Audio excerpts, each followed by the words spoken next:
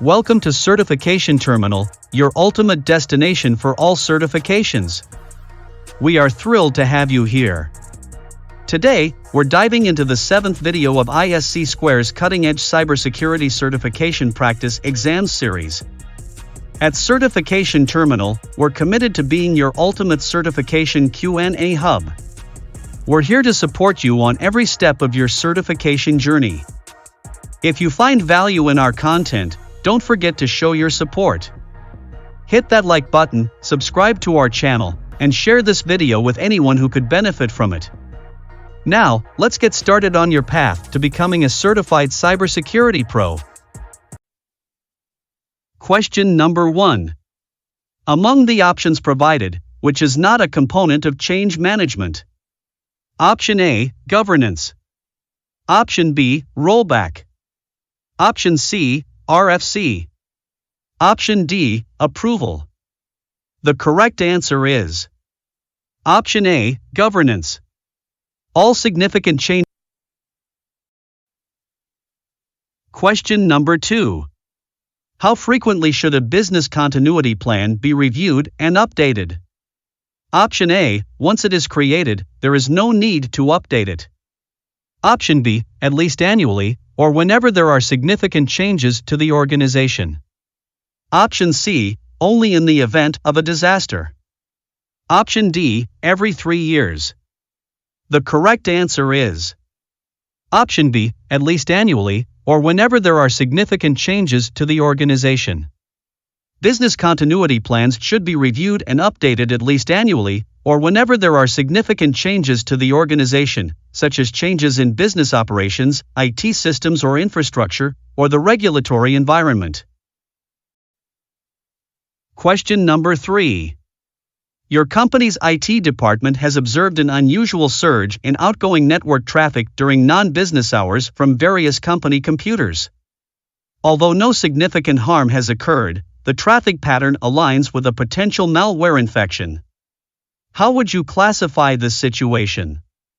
Option A, cybersecurity incident. Option B, cybersecurity alert. Option C, cybersecurity threat. Option D, cybersecurity vulnerability. The correct answer is Option A, cybersecurity incident. An incident in cybersecurity terms refers to an event that may affect the security of information or the integrity of information handling services. In this case, the unusual network traffic, potentially due to a malware infection, represents an event that may compromise the security of the company's data or systems. Option B, cybersecurity alert, is incorrect. An alert would be an initial notification about a potential security issue. While the detection of unusual network traffic may have resulted in an alert, the situation as a whole, given the consistent pattern potentially indicating malware, can be classified as more than just an alert. Option C, cybersecurity threat, is incorrect. A threat refers to a potential future risk or danger. While malware indeed poses a threat, the situation described has already occurred. It's not a potential future event. The unusual network traffic indicates that the threat may have already materialized, thus classifying it as an incident. Option D, cybersecurity vulnerability, is incorrect. A vulnerability refers to a weakness in a system that could be exploited by a threat actor. While a malware infection could indeed exploit a vulnerability, the scenario here describes an actual event, unusual network traffic, rather than a weakness in the system. Question number 4. What is the purpose of a recovery point objective in disaster recovery planning? Option A, to define the maximum acceptable amount of data loss in the event of a disruption. Option B, to define the maximum acceptable amount of downtime in the event of a disruption. Option C, to establish procedures for restoring critical systems and data. Option D, to identify critical business functions. The correct answer is Option A, to define the maximum acceptable amount of data loss in the event of a disruption. The purpose of a recovery point objective, RPO, is to define the maximum acceptable amount of data loss in the event of a disruption. This involves identifying the critical data that needs to be backed up and defining the frequency of backups to ensure that the recovery point objective can be met. Question number 5. What is the initial step in the risk management process? Option A, risk assessment. Option B, risk response. Option C, risk mitigation. Option D, risk identification. The correct answer is Option D, risk identification. Risk identification is used to identify any possible threats and vulnerabilities originating from the chose functionality and architecture of a system. Question number 6. What is the purpose of security procedures? Option A, to define the technical specifications for security solutions. Option B, to outline the step-by-step instructions for implementing security controls. Option C, to establish the criteria for evaluating the effectiveness of security measures. Option D, to define the overall security strategy of an organization. The correct answer is Option B, to outline the step-by-step instructions for implementing security controls. To outline the step-by-step instructions for implementing security controls. Security procedures provide detailed instructions on how to perform specific security-related tasks or activities, ensuring consistent and effective implementation of security controls. Question number 7. What are some common attributes utilized in attribute-based access control (ABAC) policies? Option A, user ID, department, and clearance level. Option B, user age, gender, and location. Option C, user role, job title, and organization. Option D, user interests, education level, and marital status. The correct answer is Option A, user ID, department, and clearance level. Attribute-based access control, ABAC, is a method of access control that uses attributes of users, objects, and the environment to make access control decisions. Attribute-based access control evaluates attributes such as user role, job title, department, location, time, device type, resource type, and other contextual information to determine whether access should be granted or denied. The policies used in attribute-based access control are typically defined using a set of rules or logical statements that specify the conditions under which access should be granted. This approach offers more granular control over access to resources than some other access control models, such as role-based access control, or BAC. Attribute-based access control is often used in large, complex environments where access control requirements are diverse and constantly changing. Question number 8. Which legislations pertain to data protection and privacy in Europe? Option A, Sarbanes-Oxley, SOX. Option B, Health Insurance Portability and Accountability Act, HIPAA. Option C, General Data Protection Regulation, GDPR. Option D, Federal Information Security Management Act, FISMA. The correct answer is Option C, General Data Protection Regulation GDPR. The General Data Protection Regulation GDPR is the official EU regulation for data protection and privacy. The remaining 3 options only apply to the United States. The Federal Information Security Management Act, FISMA, contains guidelines and security standards that protect government information and operations in the United States. The Sarbanes-Oxley, SOX, Act of 2002 is a United States federal law that mandates and regulates financial record-keeping and reporting practices for corporations. The Health Insurance Portability and Accountability Act, HIPAA, is a United States federal law that establishes national standards to protect sensitive patient health information from being disclosed without the patient's knowledge and permission. Question number 9. What are some of the challenges associated with developing a comprehensive disaster recovery plan? Option A, ensuring that the plan is easy to implement. Option B, ensuring that all critical business processes are identified. Option C, ensuring that the plan is cost-effective. Option D, all of the above. The correct answer is Option B, ensuring that all critical business processes are identified. Developing a comprehensive disaster recovery plan can be challenging due to the need to identify all critical business processes and systems, as well as ensuring that the plan is cost-effective and easy to implement. Question number 10. Which cloud service model is specifically tailored for enabling businesses and developers to host, build, and deploy consumer-facing applications? Option A, hybrid cloud. Option B, infrastructure as a service, IaaS. Option C, platform as a service, PaaS. Option D, software as a service, SaaS. The correct answer is Option C, platform as a service, PaaS. The platform as a service, PaaS, cloud service model is specifically designed to enable businesses and developers to host, build, and deploy consumer-facing apps. PaaS provides a platform and runtime environment that simplifies the development, testing, and deployment of applications. It allows developers to focus on coding and application logic, while the cloud provider manages the underlying infrastructure, including servers, storage, and networking. Option A, hybrid cloud, is incorrect. Hybrid cloud refers to a combination of on-premises infrastructure and cloud services, where some resources are kept in-house and others are hosted in the cloud. It does not specifically address the hosting, building, and deployment of consumer-facing apps. Option B, infrastructure as a service, IaaS, is incorrect. IaaS provides virtualized infrastructure resources such as virtual machines, storage, and networking, but it does not specifically focus on hosting and building consumer-facing apps. Option D, software as a service, SaaS, is incorrect.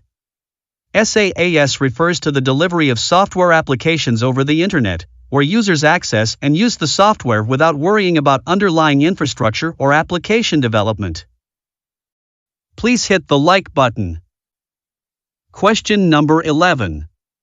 Out of the following options provided, what is a critical component of a disaster recovery plan? Option A, conducting regular vulnerability assessments. Option B, identifying critical business functions and their dependencies. Option C, establishing procedures for reporting and containing incidents.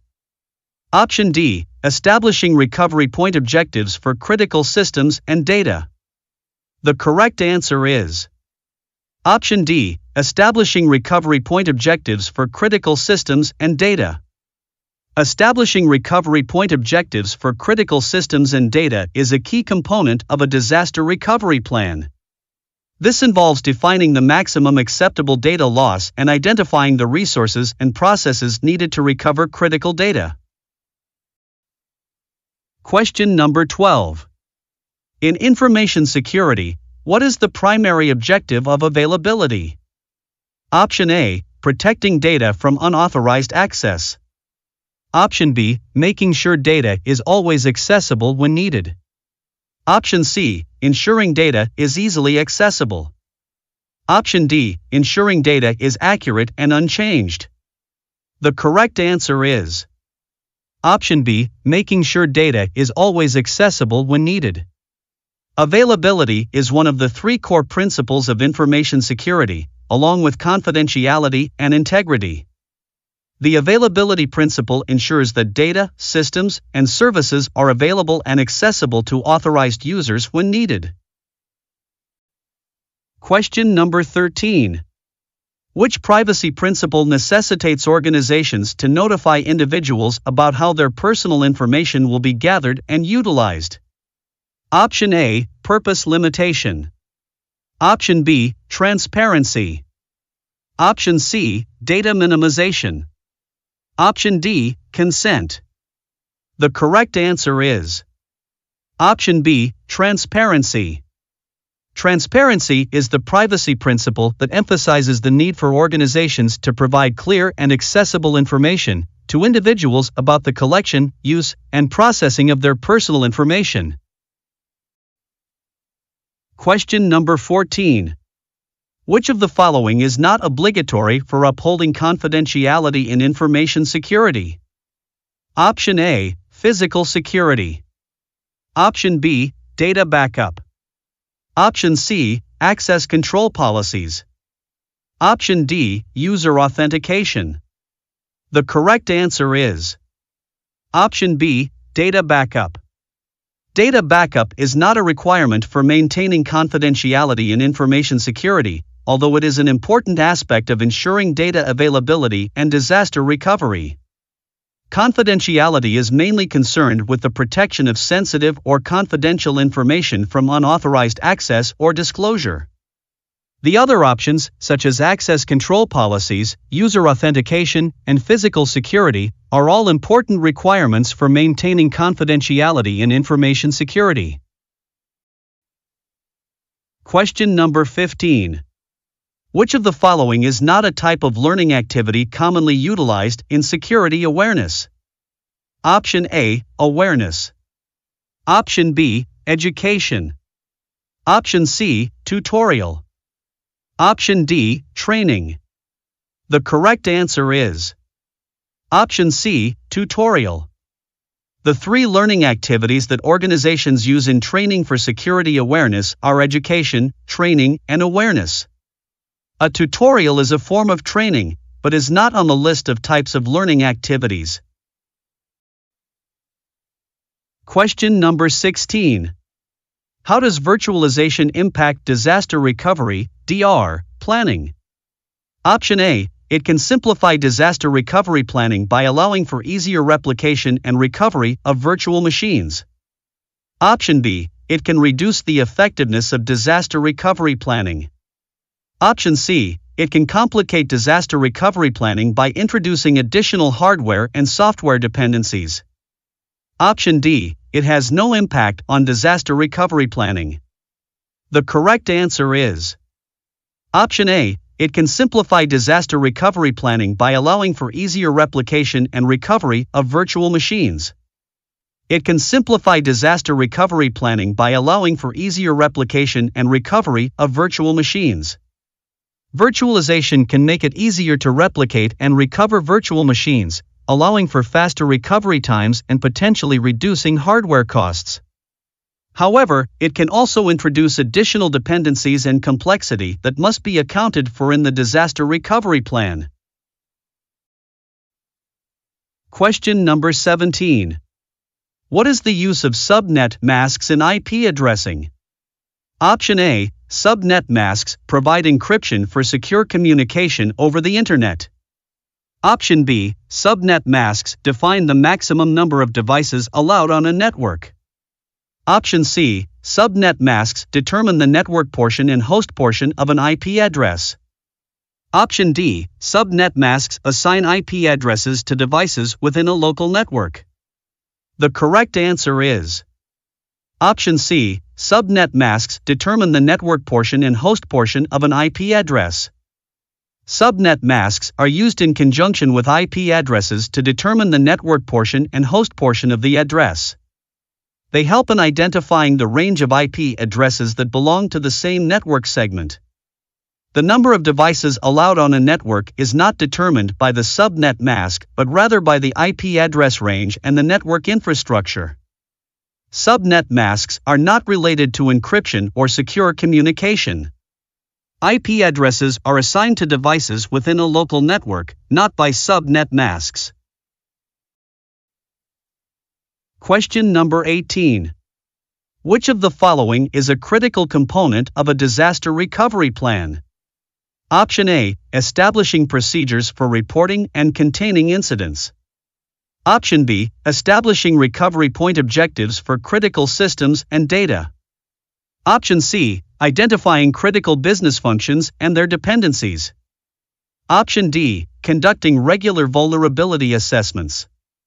The correct answer is Option B, establishing recovery point objectives for critical systems and data. Establishing recovery point objectives for critical systems and data is a key component of a disaster recovery plan.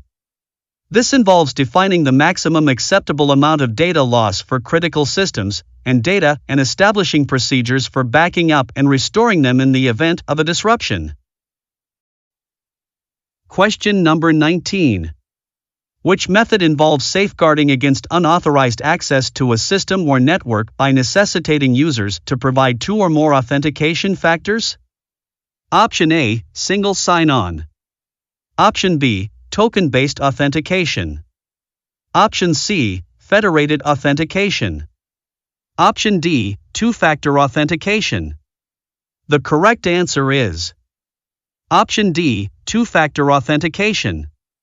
Two-factor authentication utilizes information such as something you have apart from the traditional something you are. Question number 20. Which principle asserts that individuals should have the right to access and rectify their personal information? Option A, data accuracy. Option B, data minimization. Option C, purpose limitation. Option D, data subject rights. The correct answer is Option D, data subject rights. Data subject rights. Data subject rights refer to the rights individuals have regarding their personal information, including the right to access, correct, and control the use of their data. Question number 21. In terms of technical controls, what is the primary role of a firewall? Option A, to securely store sensitive data. Option B, to enforce access control policies between a computer network and the Internet. Option C, to monitor network traffic for malicious activity. Option D, to encrypt sensitive data. The correct answer is Option B, to enforce access control policies between a computer network and the Internet. The primary function of a firewall in technical controls is to enforce access control policies between a computer network and the Internet. It acts as a barrier to block unauthorized access to a computer network while allowing authorized communication to pass through. Question number 22. What are the components that constitute an incident response plan? Option A, to preparation, detection and analysis, eradication, recovery, containment, post-incident activity. Option B, preparation, detection and analysis, recovery, containment, eradication, post-incident activity. Option C, preparation, detection and analysis, containment, eradication, post-incident activity, recovery. Option D, preparation, detection and analysis, containment, eradication and recovery, post-incident activity.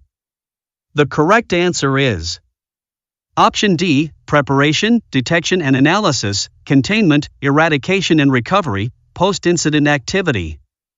The components commonly found in an incident response plan are, in this order: preparation, detection and analysis, containment, eradication and recovery, post-incident activity.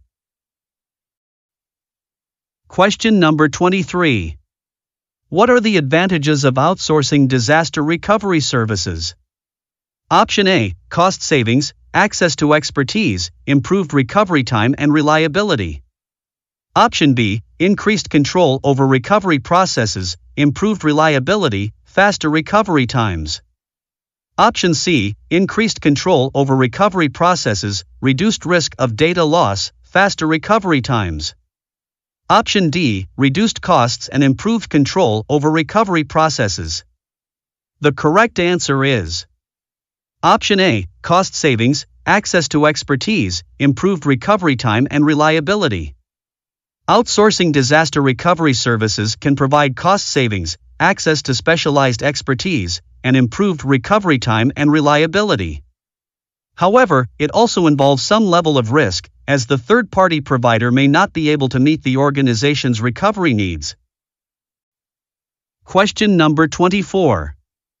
Within the incident response plan, which phase involves deriving insights from the incident to enhance the existing plan? Option A, preparation. Option B, containment. Option C, detection and analysis. Option D, post-incident activity. The correct answer is Option D, post-incident activity. Post-incident activity involves reviewing the incident, learning from it, and making necessary improvements to the plan. Option A, preparation is incorrect. Preparation involves identifying potential incidents, setting up resources, and training the response team. Option B, containment is incorrect. Containment involves taking actions to prevent an incident from causing further damage. Option C, detection and analysis is incorrect. Detection and analysis involves identifying and investigating potential security incidents. Question number 25. Out of the following, which is an example of a detective control? Option A, a backup generator. Option B, an access control system. Option C, encryption of sensitive data. Option D, a security camera. The correct answer is Option D, a security camera. A security camera is an example of a detective control, as it is designed to detect and record potential security incidents. Question number 26. Why is integrity considered a pivotal factor in the reliability of information and systems? Option A, because the need to safeguard information and system integrity may be dictated by laws and regulations or the needs of the organization to access and use reliable, accurate information. Option B, because the need to compromise information and system integrity may be dictated by laws and regulations or the needs of the organization to access and use unreliable, inaccurate information. Option C, because the need to ignore information and system integrity may be dictated by laws and regulations or the needs of the organization to access and use unreliable, inaccurate information. Option D, because the need to ignore information and system integrity may be dictated by laws and regulations or the needs of the organization to access and use reliable, accurate information. The correct answer is Option A, because the need to safeguard information and system integrity may be dictated by laws and regulations or the needs of the organization to access and use reliable, accurate information. Any data processed on a system that has not maintained its integrity is questionable and is of no use. Thus, ensuring the integrity of a system is essential. Question number 27. In the context of the CIA triad, what does the principle of confidentiality refer to? Option A, ensuring the accuracy and reliability of information. Option B, establishing proof of the origin or delivery of information. Option C, protecting information from unauthorized disclosure or access. Option D, ensuring information is accessible when needed. The correct answer is Option C, protecting information from unauthorized disclosure or access.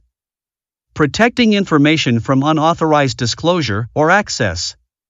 The principle of confidentiality within the CIA triad refers to protecting information from unauthorized disclosure or access, ensuring that sensitive or confidential data remains confidential and only accessible to authorized individuals. Question number 28. What is the purpose of a cold site in disaster recovery planning? Option A, to provide an unused facility that can be quickly converted to a functional backup site in the event of a disaster. Option B, to provide a means of recovering data in the event of a disaster. Option C, to provide a plan for restoring normal business operations in the event of a disaster. Option D, to provide a minimal level of infrastructure that can be used in the event of a disaster. The correct answer is Option A, to provide an unused facility that can be quickly converted to a functional backup site in the event of a disaster. A cold site is an unused facility with no equipment or infrastructure, which would require significant time and resources to be made operational in the event of a disaster. The primary purpose of a cold site is to provide a location that can be quickly converted to a functional backup site in the event of a disaster. Question number 29. Which of the following options is an example of a technical security control? Option A, turnstiles. Option B, bollards. Option C, fences. Option D, access control lists. The correct answer is Option D, access control lists. An access control list is a type of technical security control. Bollards, fences, and turnstiles control access to physical facilities, and thus are types of physical security controls. Question number 30. What are the advantages and disadvantages of utilizing cloud-based disaster recovery solutions? Option A, security concerns. Option B, high cost. Option C, scalability. Option D, limited accessibility. The correct answer is Option C, scalability. A cloud-based disaster recovery solution provides scalability in terms of data storage and processing. It allows. Question number 31. What is the primary objective of a digital signature in the realm of cryptography? Option A, to verify the integrity and authenticity of digital data. Option B, to facilitate secure key exchange between two parties. Option C, to ensure data confidentiality by encrypting messages. Option D, to compress and optimize the size of digital files. The correct answer is Option A, to verify the integrity and authenticity of digital data. The primary purpose of a digital signature in cryptography is to verify the integrity and authenticity of digital data. A digital signature is created by applying a mathematical algorithm to a message or document using the sender's private key. This signature acts as a unique identifier for the sender and ensures that the data has not been tampered with during transmission. By verifying the digital signature using the sender's public key, the recipient can ensure that the data has not been modified and that it indeed originated from the claimed sender. Option B, to facilitate secure key exchange between two parties, is incorrect. Secure key exchange is typically achieved through key exchange algorithms like Diffie-Hellman. Digital signatures are not directly involved in the process of secure key exchange. Option C, to ensure data confidentiality by encrypting messages, is incorrect. While encryption is an essential aspect of cryptography, digital signatures are not primarily used for data confidentiality. Encryption focuses on protecting the secrecy of data, while digital signatures provide assurance of data integrity and authenticity. Option D, to compress and optimize the size of digital files, is incorrect. Digital signatures are not designed for compressing or optimizing the size of digital files. Their purpose is to provide a mechanism for verifying the integrity and authenticity of data, ensuring it has not been tampered with. Question number 32. Which of the following options is an example of a proactive control? Option A, an intrusion detection system. Option B, a backup generator. Option C, security awareness training for employees. Option D, a firewall. The correct answer is Option C, security awareness training for employees.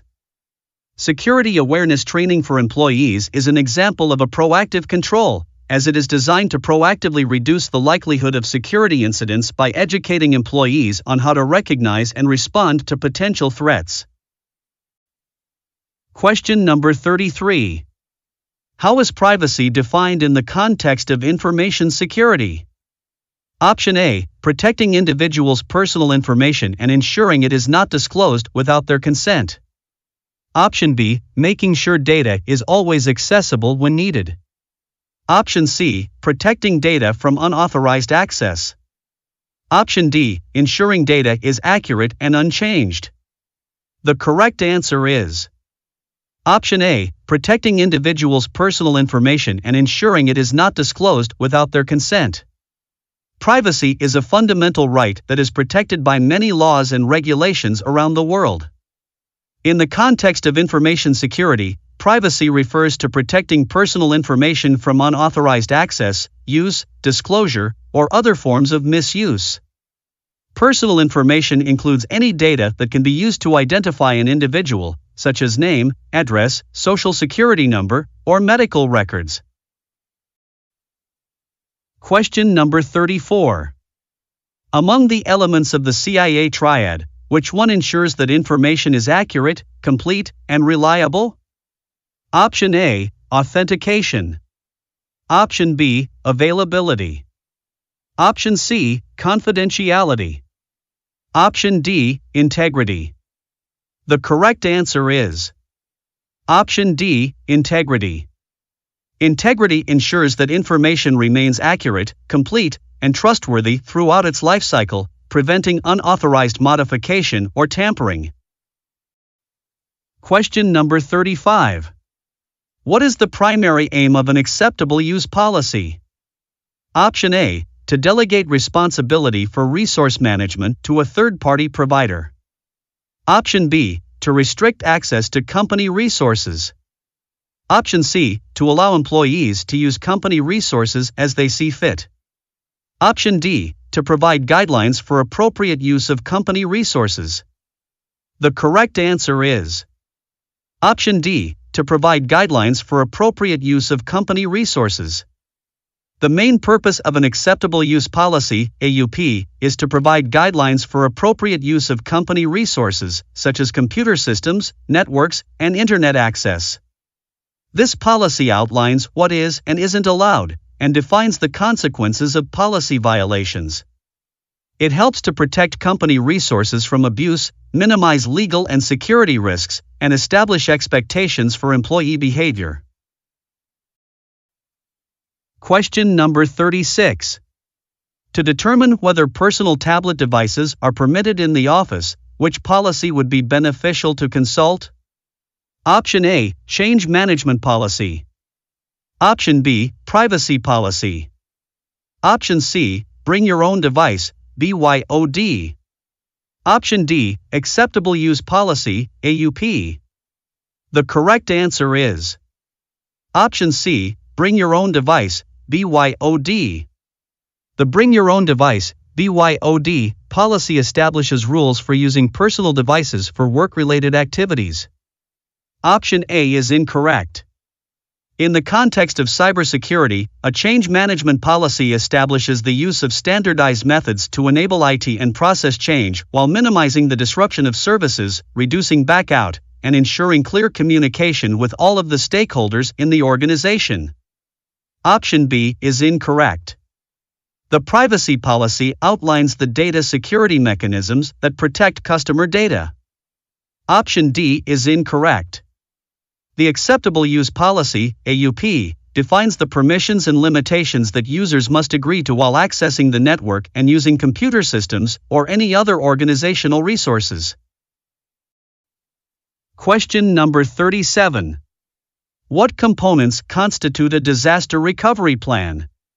Option A, a backup and restore procedures, incident response plan, risk management plan, change management plan.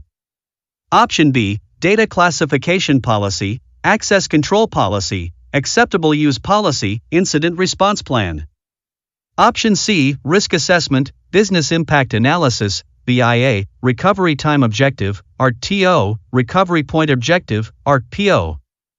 Option D, emergency response procedures, crisis management plan, communication plan, business continuity plan.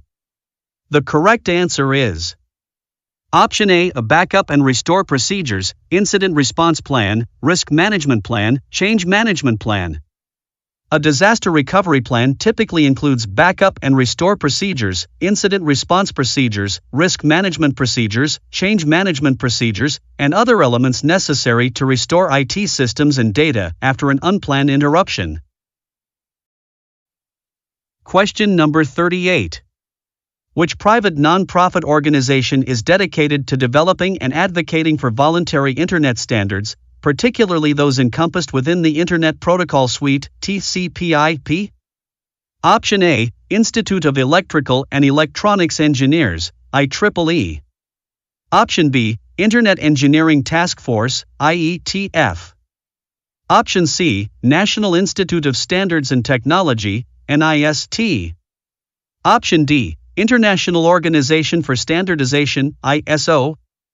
The correct answer is Option B, Internet Engineering Task Force, IETF.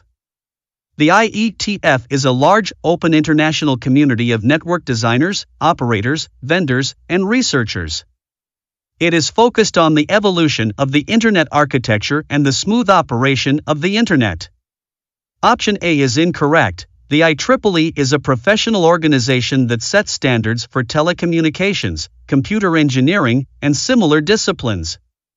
It is not specifically focused on Internet standards. Option C is incorrect. The NIST is a U.S. federal agency that develops and promotes standards, including those for cybersecurity.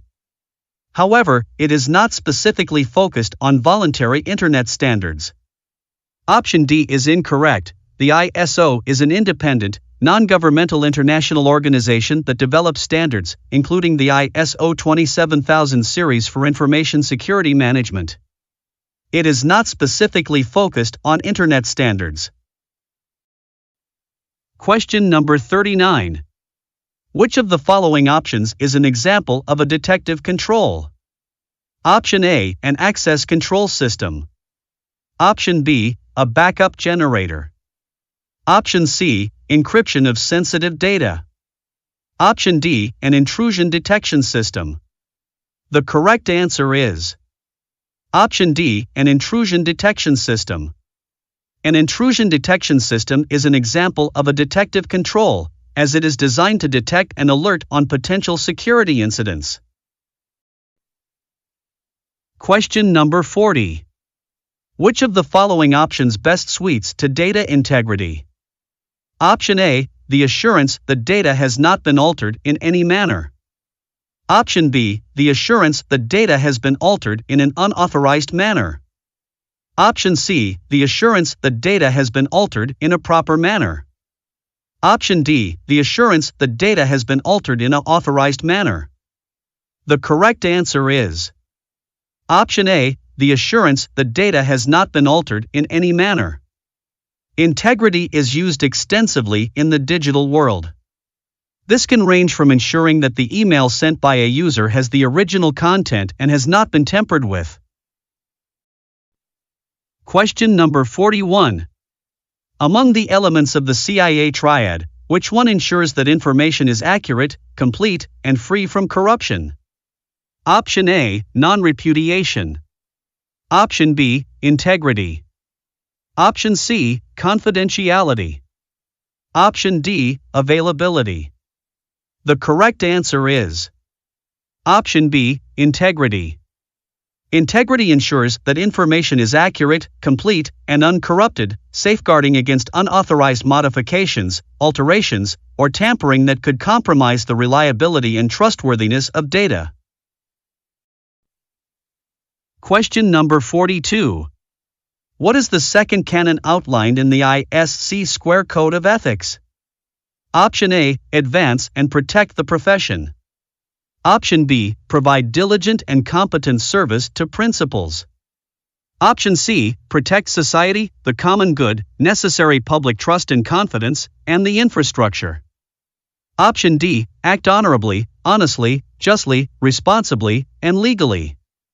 The correct answer is Option D, act honorably, honestly, justly, responsibly, and legally. The second canon of the ISC Square Code of Ethics is act honorably, honestly, justly, responsibly, and legally. This means that cybersecurity professionals must act in an ethical and lawful manner, in all aspects of their work, and conduct themselves in a manner that is consistent with the principles of honesty and integrity. Question number 43.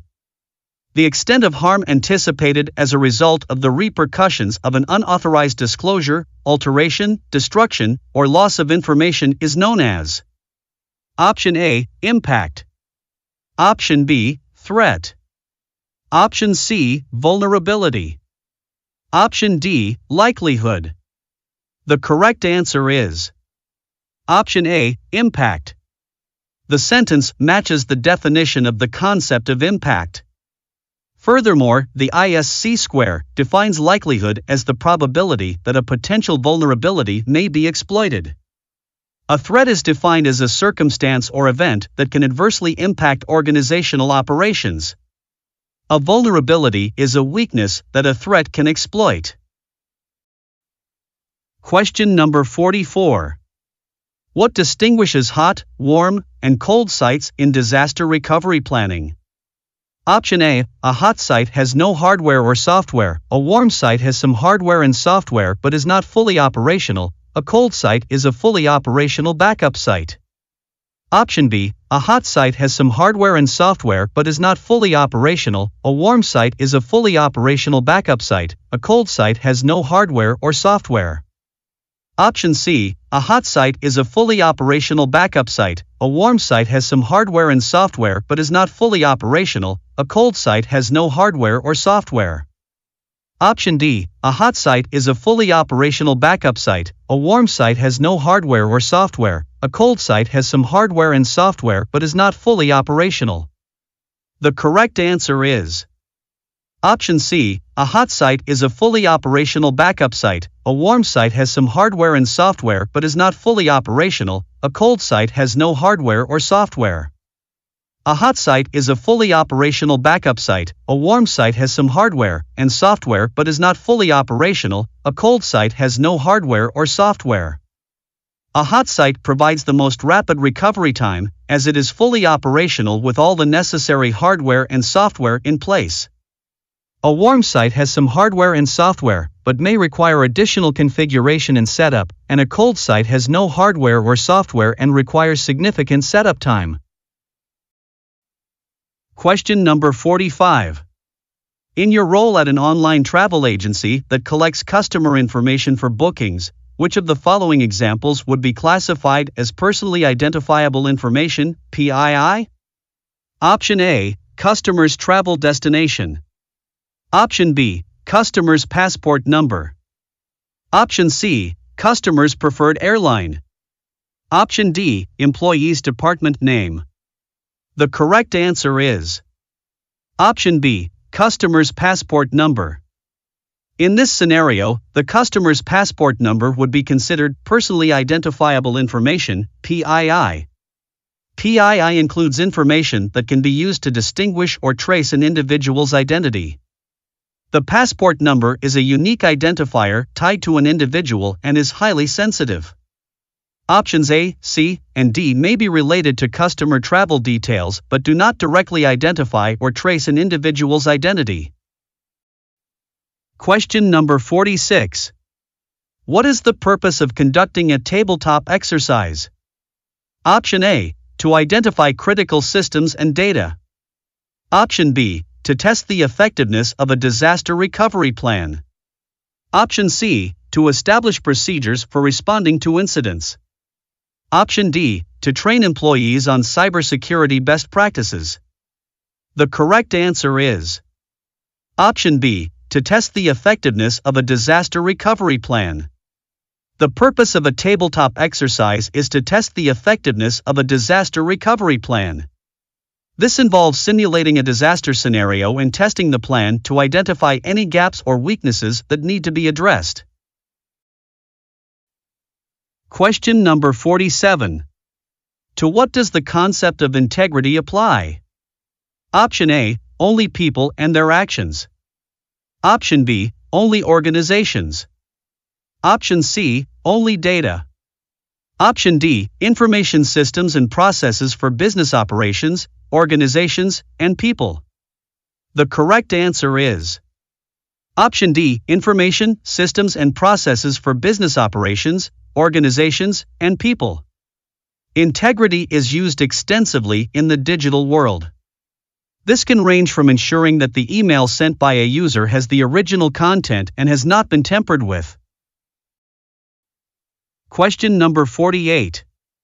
What term refers to a formalized statement that outlines an organization's position on a specific security issue? Option A, security guideline. Option B, security standard. Option C, security procedure. Option D, security policy. The correct answer is Option D, security policy. A security policy is a formal statement that defines an organization's stance on specific security issues, providing high-level guidance and establishing expectations and responsibilities. Question number 49.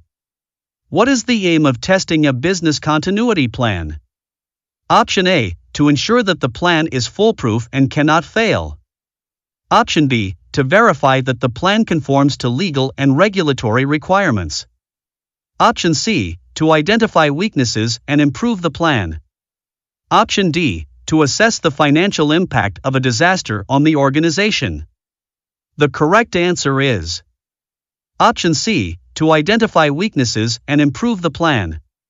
The purpose of testing a business continuity plan is to identify weaknesses, its effectiveness, and improve the plan. This helps to ensure that the plan is effective and can be implemented successfully in the event of a disaster. Question number 50. The implementation of security controls is a form of Option A, risk acceptance. Option B, risk transference. Option C, risk avoidance.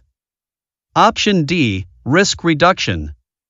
The correct answer is Option D, risk reduction. The implementation of security controls involves taking actions to mitigate risk, and thus is a form of risk reduction. Risk acceptance will take no action, risk avoidance will modify operations in order to avoid risk entirely, and risk transference will transfer the risk to another party. Question number 51. Why is business continuity planning important for small businesses? Option A, it is too costly for small businesses to implement. Option B, it only benefits larger businesses, not small ones. Option C, it ensures that small businesses can continue to operate in the event of an unexpected disruption. Option D, it is required by law for small businesses. The correct answer is Option C, it ensures that small businesses can continue to operate in the event of an unexpected disruption. Business continuity planning is critical for all businesses, including small ones, to minimize the impact of unexpected disruptions and ensure that they can continue to operate. Question number 52. In an incident response, what is the foremost priority of first responders? Option A, to update the security policies. Option B, to restore services as quickly as possible. Option C, to preserve evidence. Option D, to identify the attacker. The correct answer is Option B, to restore services as quickly as possible. In the context of incident response, the primary goal is to minimize disruption to the business or organization and restore normalcy as quickly as possible. This typically involves isolating affected systems to contain the incident and prevent further damage, then working to restore functionality. Option A, to update the security policies, is incorrect. Updating security policies is usually part of the later stages of incident response, particularly during the lessons learned phase. The goal is to improve future response and prevent similar incidents, but this is not the immediate priority during an active incident. Option C, to preserve evidence, is incorrect. Preserving evidence is important, especially for a potential legal proceeding or for a detailed post-incident analysis, but it is not the first priority. However, it's worth noting that in the process of containing and mitigating the incident, care should be taken not to destroy valuable evidence. Option D, to identify the attacker, is incorrect. While identifying the attacker can be part of the incident response process, it is not the highest priority. This process often requires a thorough investigation that can take place concurrently or even after services are restored. Question number 53. Among the options provided, which is a crucial component of an incident response plan? Option A, conducting regular vulnerability assessments. Option B, identifying critical business functions. Option C, establishing procedures for responding to incidents. Option D, training employees on cybersecurity best practices. The correct answer is Option C, establishing procedures for responding to incidents. Establishing procedures for responding to incidents is a key component of an incident response plan. This includes identifying the types of incidents that may occur, defining roles and responsibilities, and establishing procedures for reporting, containing, and resolving incidents. Question number 54. What is the primary determinant of the reliability of information and systems? Option A, authenticity. Option B, confidentiality. Option C, availability. Option D, integrity. The correct answer is Option D, integrity. For a data to be reliable and produce useful results, the integrity of that data should be ensured. Question number 55. Which security principle entails safeguarding an individual's authority over the collection, usage, and disclosure of their personal information? Option A, confidentiality. Option B, availability. Option C, integrity. Option D, privacy. The correct answer is Option D, privacy.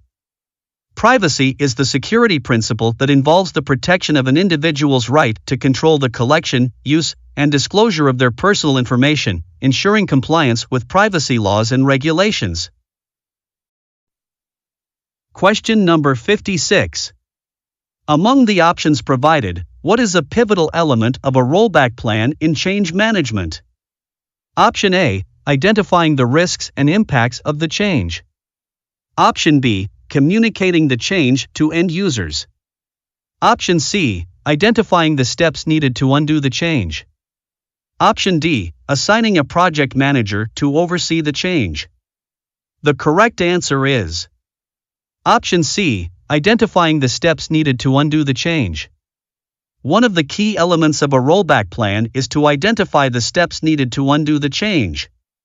This includes identifying the configuration items that were changed, the order in which they need to be rolled back, and any dependencies or impacts of the rollback on other systems or processes. By having a clear plan in place, the organization can respond quickly and effectively to any issues that arise during the change management process.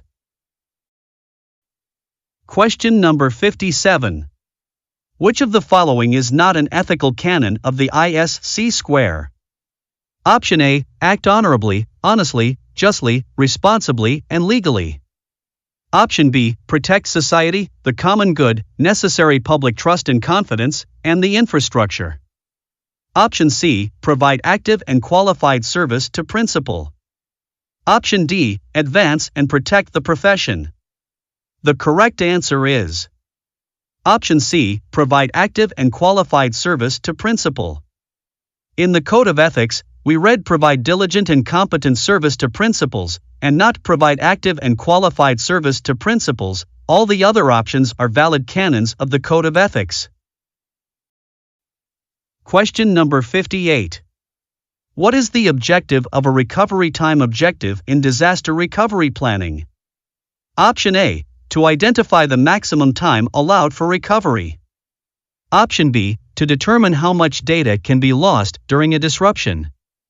Option C, to determine the sequence of recovery activities. Option D, to identify the critical applications and systems.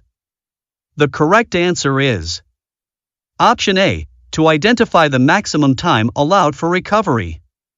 The Recovery Time Objective, RTO, is a measure of the maximum time allowed for recovery of critical systems and data after a disruption.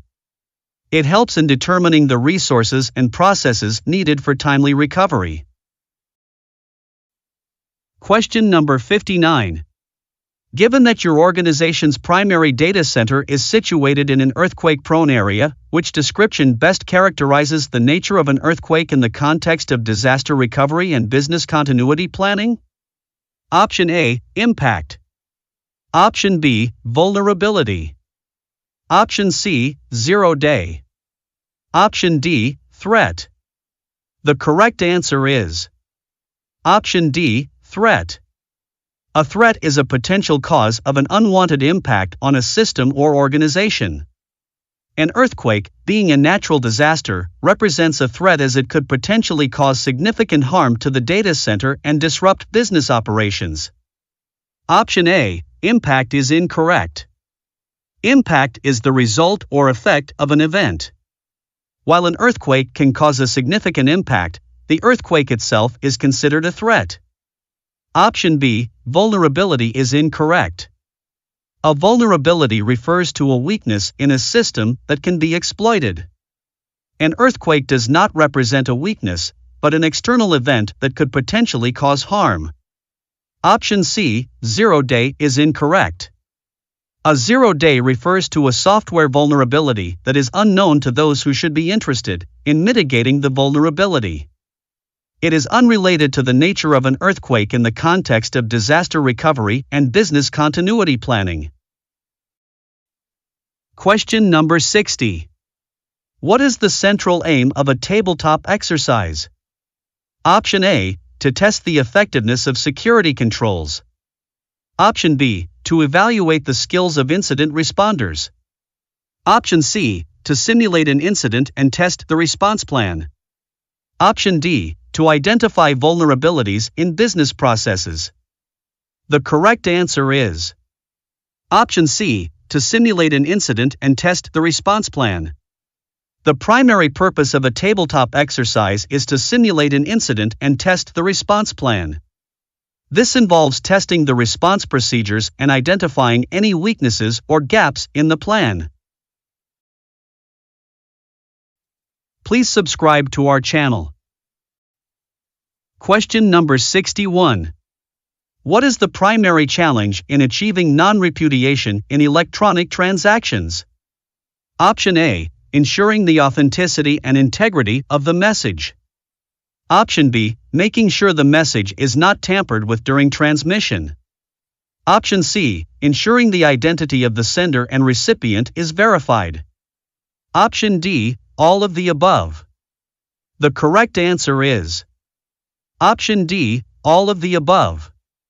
Non-repudiation is a security concept that aims to prevent the sender or the recipient of a message from denying having sent or received the message. To achieve non-repudiation in electronic transactions, it is necessary to ensure that the message has not been altered or tampered with during transmission, and that the identity of the sender and the recipient is verified.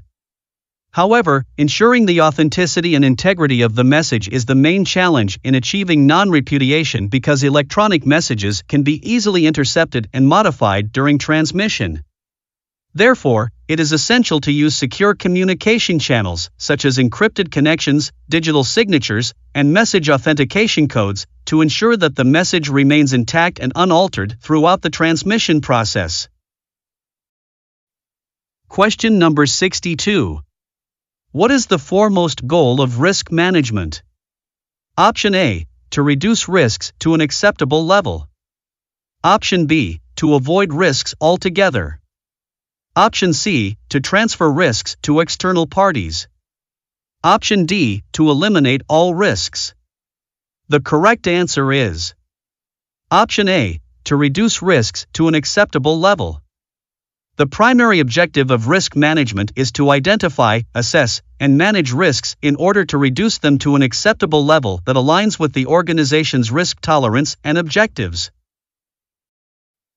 Question number 63. Among the options provided, what constitutes a pivotal component of a robust password policy? Option A, mandating complex passwords with a mix of characters, symbols, and numbers. Option B, mandating passwords that are at least 6 characters long. Option C, allowing employees to share their passwords. Option D, allowing users to reuse previous passwords. The correct answer is Option A, mandating complex passwords with a mix of characters, symbols, and numbers. A key component of a strong password policy is mandating complex passwords with a mix of characters, symbols, and numbers. Passwords that include these elements are generally more difficult to guess or crack using automated tools. Allowing users to reuse previous passwords or mandating shorter passwords can increase the risk of a password being compromised. Allowing employees to share their passwords is also a security risk, as it increases the likelihood of a password being compromised or misused. Question number 64. Which type of attack endeavors to deceive the user into disclosing personal information by sending a deceptive message? Option A, cross-site scripting. Option B, phishing. Option C, Trojans. Option D, denials of service. The correct answer is Option B, phishing. A phishing attack emails a fraudulent message to trick the recipient into disclosing sensitive information to the attacker. A cross-site scripting attack tries to execute code on another website. Trojans are software that appear legitimate, but that have hidden malicious functions. Trojans may be sent in a message, but are not the message themselves. A denial of service attack, DOS, consists in compromising the availability of a system or service through a malicious overload of requests, which causes the activation of safety mechanisms that delay or limit the availability of that system or service. Question number 65. What is a business impact analysis, and why is it imperative for business continuity planning? Option A, a business impact analysis is a type of disaster recovery plan. Option B, a business impact analysis is a process of identifying potential cyber threats. Option C, a business impact analysis identifies the potential impacts of a disruption on critical business functions and is important for identifying appropriate business continuity strategies. Option D, a business impact analysis is not important for business continuity planning. The correct answer is Option C, a business impact analysis identifies the potential impacts of a disruption on critical business functions and is important for identifying appropriate business continuity strategies. A business impact analysis is a crucial part business continuity planning, as it helps to identify the potential impacts of a disruption on critical business functions, which in turn helps to determine appropriate business continuity strategies. Question number 66.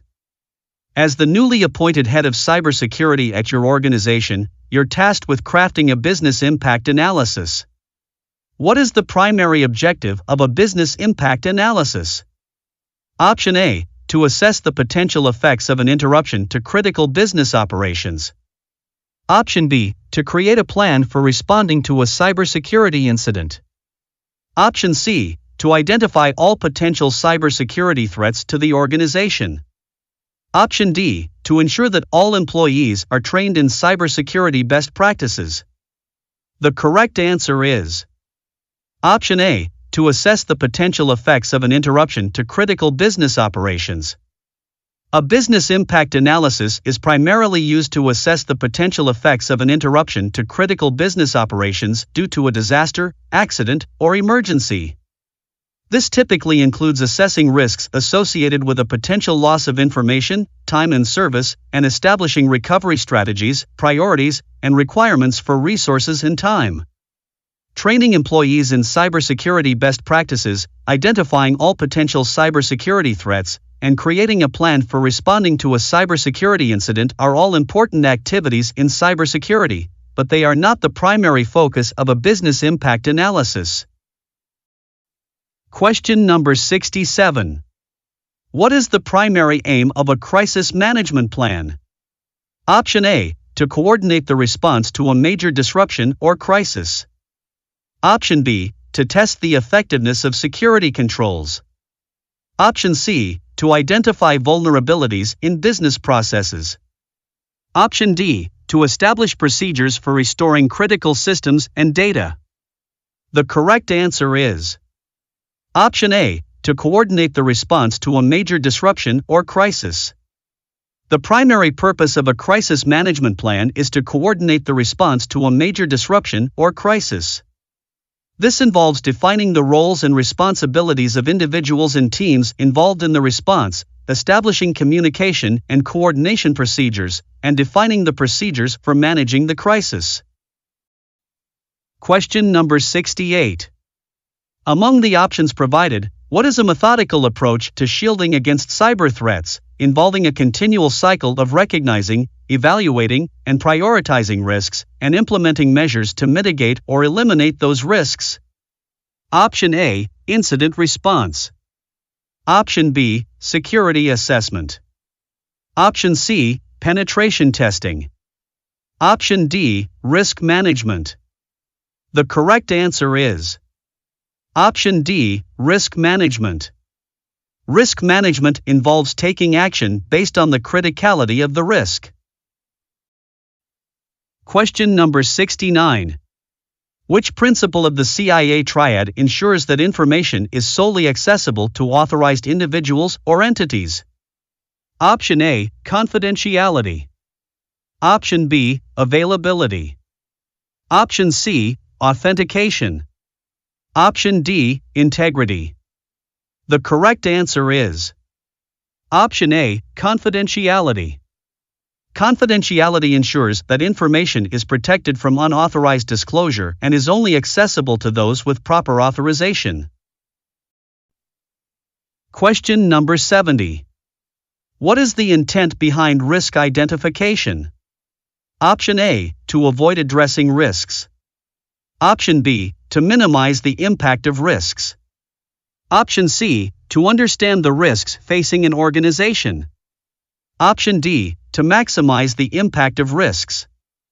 The correct answer is Option C, to understand the risks facing an organization.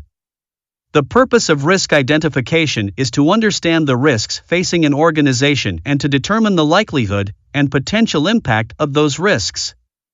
This information is used to prioritize risks and determine the most effective approach to mitigating or managing those risks. Please hit the like button. Question number 71. Which type of attack has the primary intention of encrypting devices and their data, followed by a demand for a ransom payment for the decryption key? Option A, cross-site scripting. Option B, ransomware. Option C, Trojan. Option D, phishing. The correct answer is Option B, ransomware. Ransomware is malware designed to deny a user or organization access to files on their computer by encrypting them and demanding a ransom payment for the decryption key. Trojans and phishing can be used to install ransomware on a system or device, but are not themselves the ransomware attack. Question number 72. What distinguishes an incident from an event? Option A, an incident is a natural disaster, while an event is a human-made disruption. Option B, an incident is a planned occurrence, while an event is an unplanned disruption. Option C, an incident is an unplanned disruption, while an event is a planned occurrence. Option D, an incident is an adverse event that threatens security, while an event is a normal occurrence. The correct answer is Option C, an incident is an unplanned disruption, while an event is a planned occurrence. An incident is an adverse event that threatens security, while an event is a normal occurrence that can include planned events. Question number 73. What is the objective of categorizing data based on its sensitivity within an organization? Option A, to determine the level of encryption needed for each data type. Option B, to understand the potential impact if the data were to be compromised. Option C, to identify what information can be made public.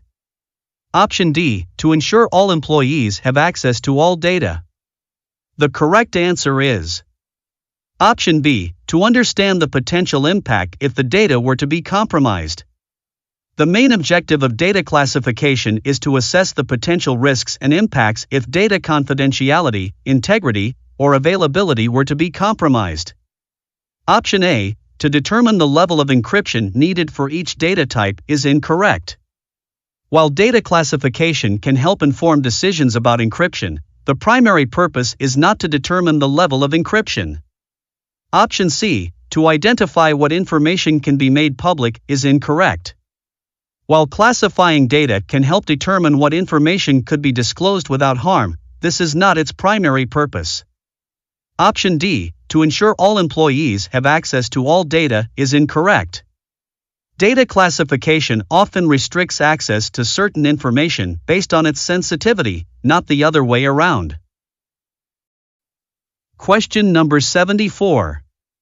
What purpose does a business impact analysis serve? Option A, to identify critical business functions. Option B, to evaluate the potential impact of threats to the organization. Option C, to define recovery time objectives for critical systems and data. Option D, to establish procedures for restoring critical systems and data. The correct answer is Option A, to identify critical business functions. The purpose of a business impact analysis is to identify critical business functions. This involves identifying the systems, processes, and people that are essential to maintaining business operations in the event of a disruption. Question number 75. What is the objective of non-repudiation in information security? Option A, to protect data from unauthorized access. Option B, to prevent the sender or recipient of a message from denying having sent or received the message. Option C, to ensure data is always accessible when needed. Option D, to ensure data is accurate and unchanged. The correct answer is Option B, to prevent the sender or recipient of a message from denying having sent or received the message. Non-repudiation is a security service that ensures that the sender and recipient of a message cannot deny having sent or received the message. This is typically achieved through the use of digital signatures or other cryptographic techniques that provide proof of the message's origin, integrity, and receipt. Question number 76. What is the aim of a risk treatment plan? Option A, to determine the acceptable level of risk tolerance. Option B, to assign risk priorities to identified risks. Option C, to assess the potential impact of risks on the organization. Option D, to document the selected risk treatment actions and responsibilities. The correct answer is Option D, to document the selected risk treatment actions and responsibilities. To document the selected risk treatment actions and responsibilities. A risk treatment plan documents the selected risk treatment actions, controls, or measures to be implemented, along with the responsibilities and timelines for their execution. Question number 77. What constitutes a supply chain disruption disaster? Option A, a disaster caused by a widespread outbreak of a disease. Option B, a disaster caused by a disruption in the flow of goods and materials. Option C, a disaster caused by a natural event such as a hurricane. Option D, a disaster caused by a nuclear explosion. The correct answer is Option B, a disaster caused by a disruption in the flow of goods and materials. A supply chain disruption disaster is an event caused by a disruption in the flow of goods and materials, such as a transportation strike, a natural disaster, or a political crisis. This type of disaster can have serious impacts on organizations, including loss of revenue, difficulty obtaining critical supplies, and damage to reputation. It is important for organizations to have a disaster recovery plan in place that addresses supply chain disruption disasters, in order to minimize the impact of such events on the organization and its stakeholders. Question number 78. In which network should a web server that accepts requests from external clients be placed? Option A, Virtual Private Network, VPN. Option B, Intranet. Option C, Demilitarized Zone, DMZ. Option D, Internal Network. The correct answer is Option C, Demilitarized Zone, DMZ. In cybersecurity, a demilitarized zone, DMZ, is a physical or logical subnetwork that contains and exposes external-facing services, such as web services. A virtual private network, VPN, creates a secure tunnel between endpoints, whether between networks or between networks and devices, allowing traffic to travel through a public network, and creating the illusion that endpoints are connected through a dedicated private connection. An intranet is itself an internal network that supports similar protocols and services to the Internet, but only for the organization's internal use. An internal network is an organization-controlled network that is isolated from external access. Question number 79. What are the steps entailed in formulating a disaster recovery plan? Option A. Implement access controls, conduct vulnerability assessments, define security policies, implement backup and recovery procedures. Option B. Conduct a risk assessment, perform a business impact analysis, develop recovery strategies, define roles and responsibilities, test and update the plan. Option C. Develop an incident response plan, implement physical security measures, perform regular security scans, conduct security awareness training. Option D. Develop a business continuity plan, perform regular security audits, train employees on security best practices, implement change management procedures. The correct answer is Option B. Conduct a risk assessment, perform a business impact analysis, develop recovery strategies, define roles and responsibilities, test and update the plan. The steps involved in developing a disaster recovery plan include conducting a risk assessment, performing a business impact analysis, developing recovery strategies, defining roles and responsibilities, and testing and updating the plan regularly. Question number 80. Bob, a system administrator, is tasked with ensuring that all new hires possess the minimal necessary access to execute their job responsibilities. Which principle is Bob applying in this scenario? Option A. Segregation of duties. Option B. Mandatory access control. Option C. Defense in depth. Option D. Principle of least privilege. The correct answer is Option D. Principle of least privilege. The principle of least privilege dictates that users should be given the minimum levels of access, or permissions, necessary to perform their work tasks. Option A. Segregation of duties is incorrect. This is a concept that means certain tasks should be performed by different people to prevent fraud or error, not the minimization of access. Option B. Mandatory access control is incorrect. Mandatory access control is a type of access control by which the operating system constrains the ability of a subject or initiator to access or generally perform some sort of operation on an object or target.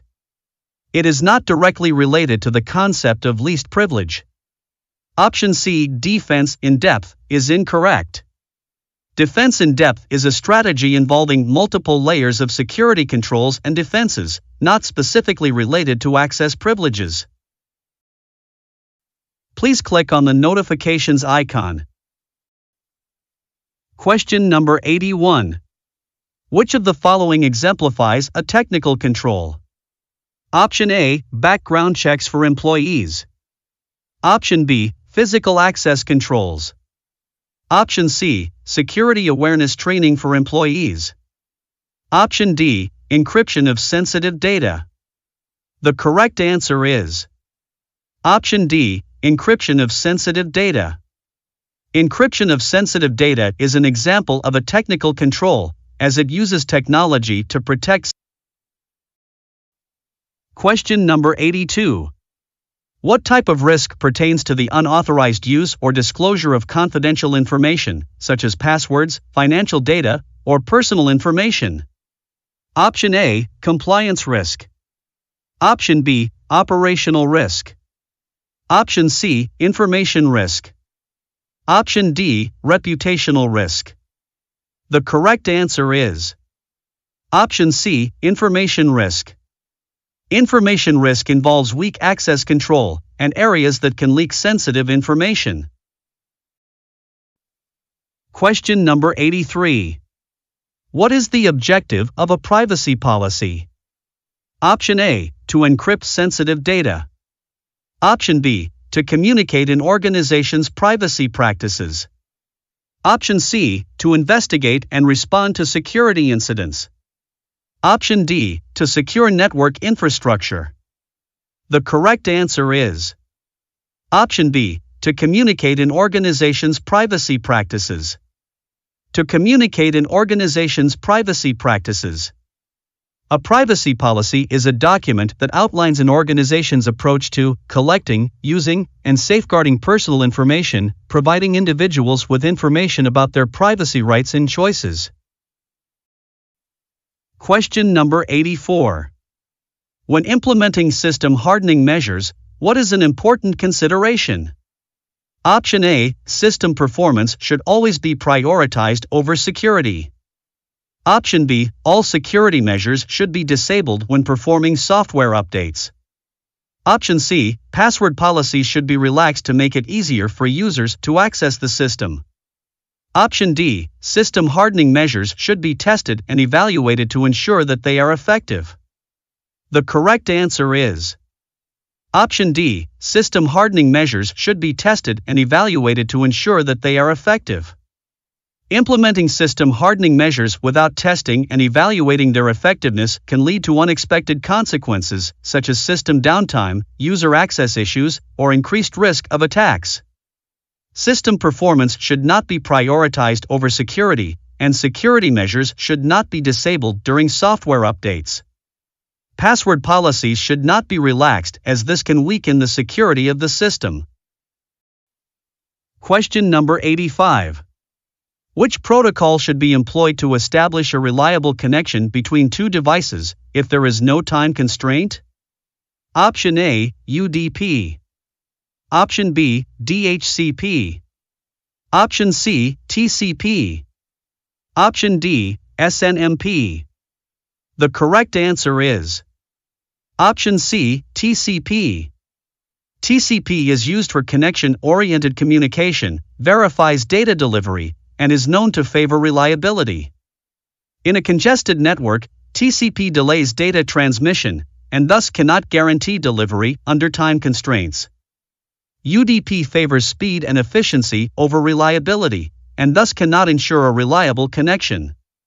DHCP and SNMP are device configuration and a device management protocol, which means that neither aims to establish connections between devices. Question number 86. What is the total number of layers in the OSI model? Option A, 7. Option B, 4. Option C, 6. Option D, 5. The correct answer is Option A, 7. The OSI model organizes communicating systems according to 7 layers: physical layer, data link layer, network layer, transport layer, session layer, presentation layer, and application layer. Question number 87. Which type of cyber attack typically focuses on disrupting network resources and causing a service outage, primarily targeting the availability aspect of the CIA triad in cybersecurity? Option A, phishing attack.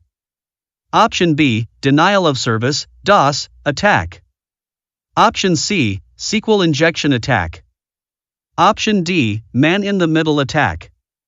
The correct answer is Option B, denial of service, DOS, attack. DOS attacks target the availability aspect of the CIA triad.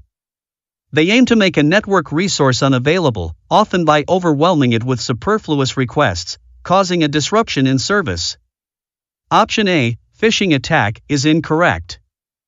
Phishing attacks primarily target the confidentiality aspect of the CIA triad. They are designed to trick individuals into revealing sensitive information, such as passwords or credit card numbers. Option C, SQL injection attack, is incorrect. SQL injection attacks primarily target the integrity aspect of the CIA triad. These attacks involve injecting malicious SQL statements into an entry field for execution, which can potentially manipulate or delete data. Option D, man-in-the-middle attack, is incorrect. Man-in-the-middle attacks also target confidentiality and, to an extent, integrity. The attacker intercepts communication between two parties, possibly altering the data. Question number 88. Out of the following options, which one is an example of a social engineering attack? Option A, SQL injection. Option B, phishing. Option C, cross-site scripting, XSS. Option D, denial of service, DOS, attack. The correct answer is Option B, phishing. Phishing is a social engineering attack that uses fraudulent emails, messages, or websites to trick users into revealing sensitive information, such as usernames, passwords, and credit card numbers. It often appears to be from a trustworthy source and creates a sense of urgency or fear to prompt the victim to take immediate action. Question number 89. Which document does contain the detailed steps to complete tasks supporting departmental or organizational policies? Option A, standards. Option B, policies. Option C, regulations. Option D, procedures. The correct answer is Option D, procedures. Policies are high-level documents that frame all ongoing activities of an organization to ensure that it complies with industry standards and regulations. Regulations are usually devised by governments. Standards are created by governing or professional bodies to support regulations. Both regulations and standards are created outside of the organization. Question number 90. Out of the following, which key component does disaster recovery plan contains?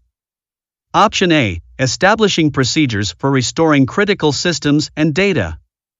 Option B, identifying critical business functions. Option C, conducting regular vulnerability assessments. Option D, training employees on cybersecurity best practices. The correct answer is Option A, establishing procedures for restoring critical systems and data.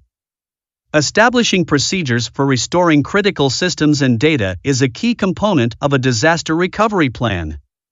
This includes identifying the order in which systems and data should be restored, defining recovery time objectives, and testing the plan to ensure its effectiveness. Question number 91. In the realm of security, what does availability refer to? Option A, that information is protected from unauthorized access. Option B, that information is only accessible to authorized parties. Option C, that systems and data are accessible at the time users need them. Option D, that information is recorded, used, and maintained in a way that ensures its completeness, accuracy, internal consistency, and usefulness for a stated purpose. The correct answer is Option C, that systems and data are accessible at the time users need them. Availability ensures that the service is accessible to the relevant individuals for use. Question number 92. What is the fundamental role of a firewall in the realm of network security? Option A, to filter incoming and outgoing network traffic based on a set of user-defined rules. Option B, to manage user identities and their access privileges. Option C, to detect and remove malware from a computer system. Option D, to ensure data backup in case of system failures. The correct answer is Option A, to filter incoming and outgoing network traffic based on a set of user-defined rules. This is the main function of firewalls. They act as barriers between networks, deciding which traffic is allowed or blocked based on configured rules. Option B, to manage user identities and their access privileges is incorrect. This describes identity and access management (IAM) systems, not firewalls. Option C, to detect and remove malware from a computer system is incorrect. This describes the function of antivirus or anti-malware software, not firewalls.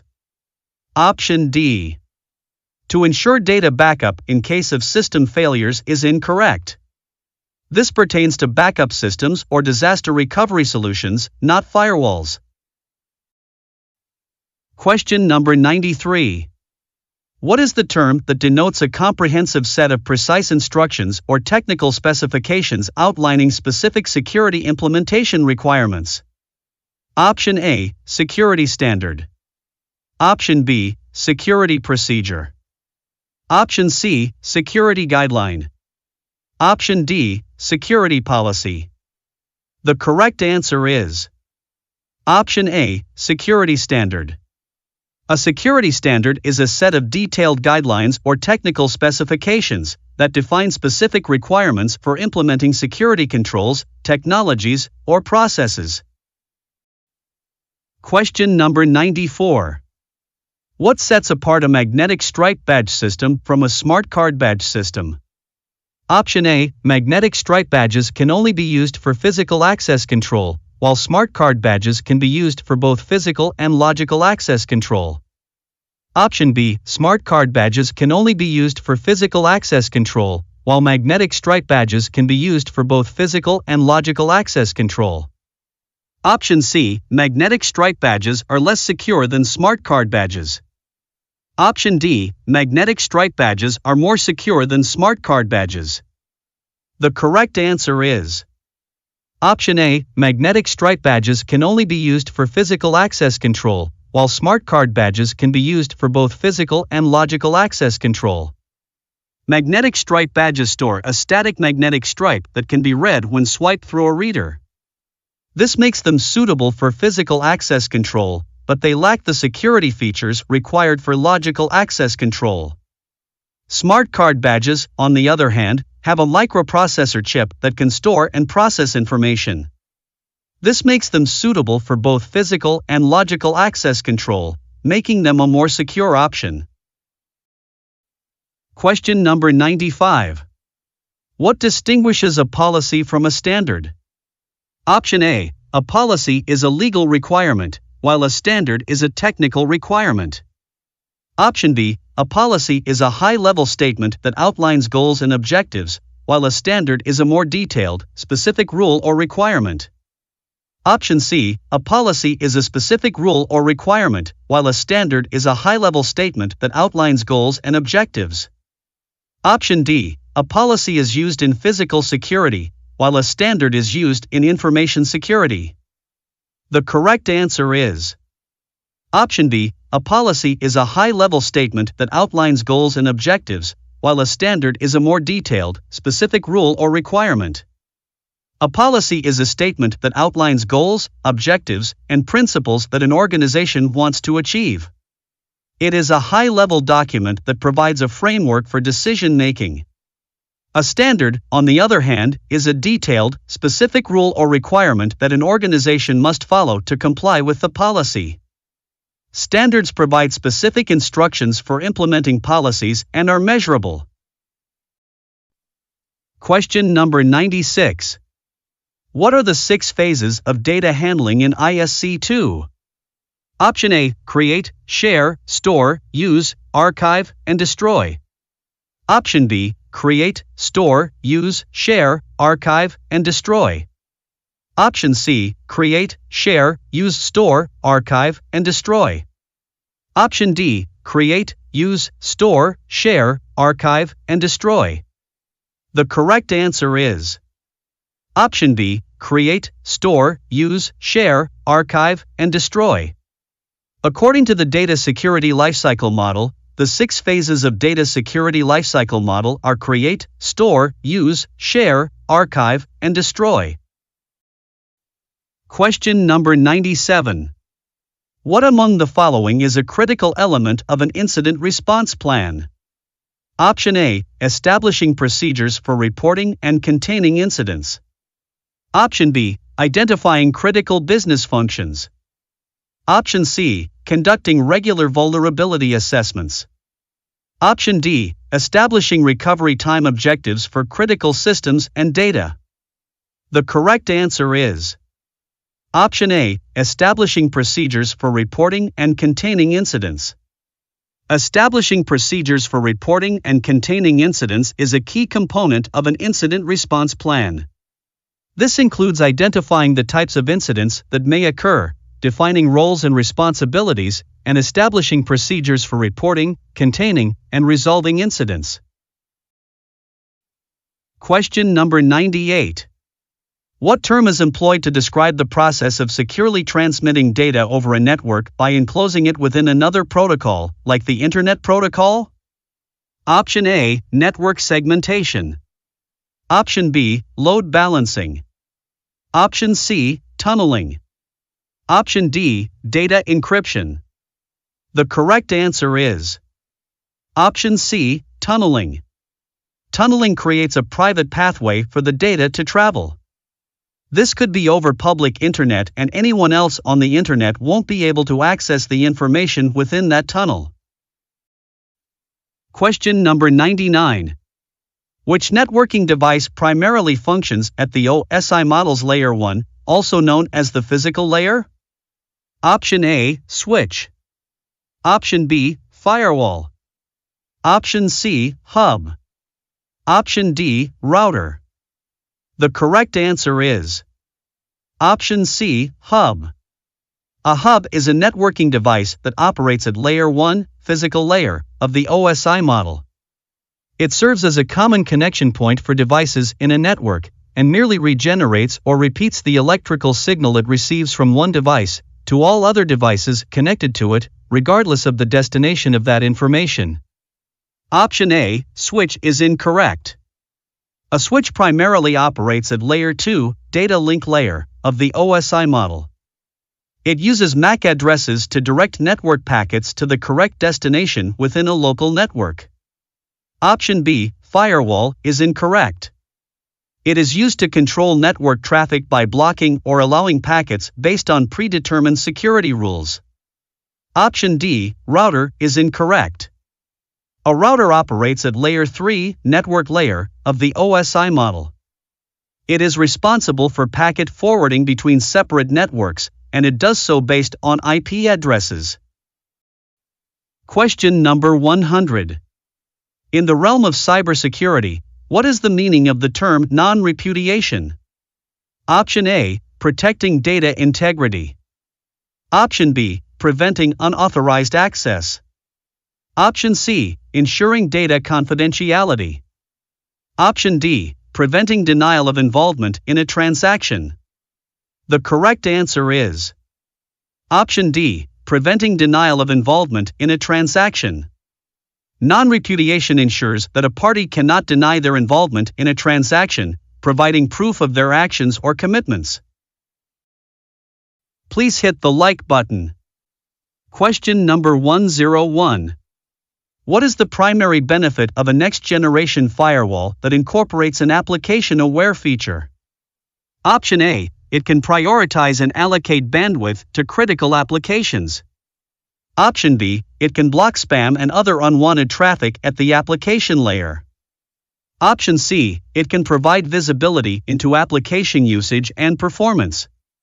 Option D, it can detect and block unauthorized applications from entering the network.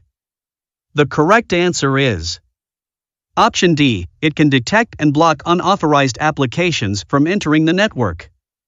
An application-aware component of a next-generation firewall can detect and block applications based on their specific protocols and behaviors. This allows the firewall to prevent unauthorized or malicious applications from entering the network. Question number 102. Which aspect of the CIA triad is primarily jeopardized when a cyber attacker successfully carries out a phishing attack, leading to unauthorized access to sensitive information? Option A, availability. Option B, non-repudiation. Option C, confidentiality. Option D, integrity. The correct answer is Option C, confidentiality. Confidentiality is the principle that only authorized persons should have access to information.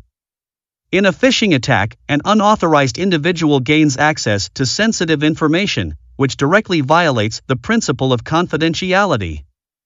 Option A, availability, is an incorrect answer. Availability ensures that information and resources are accessible to authorized persons when needed.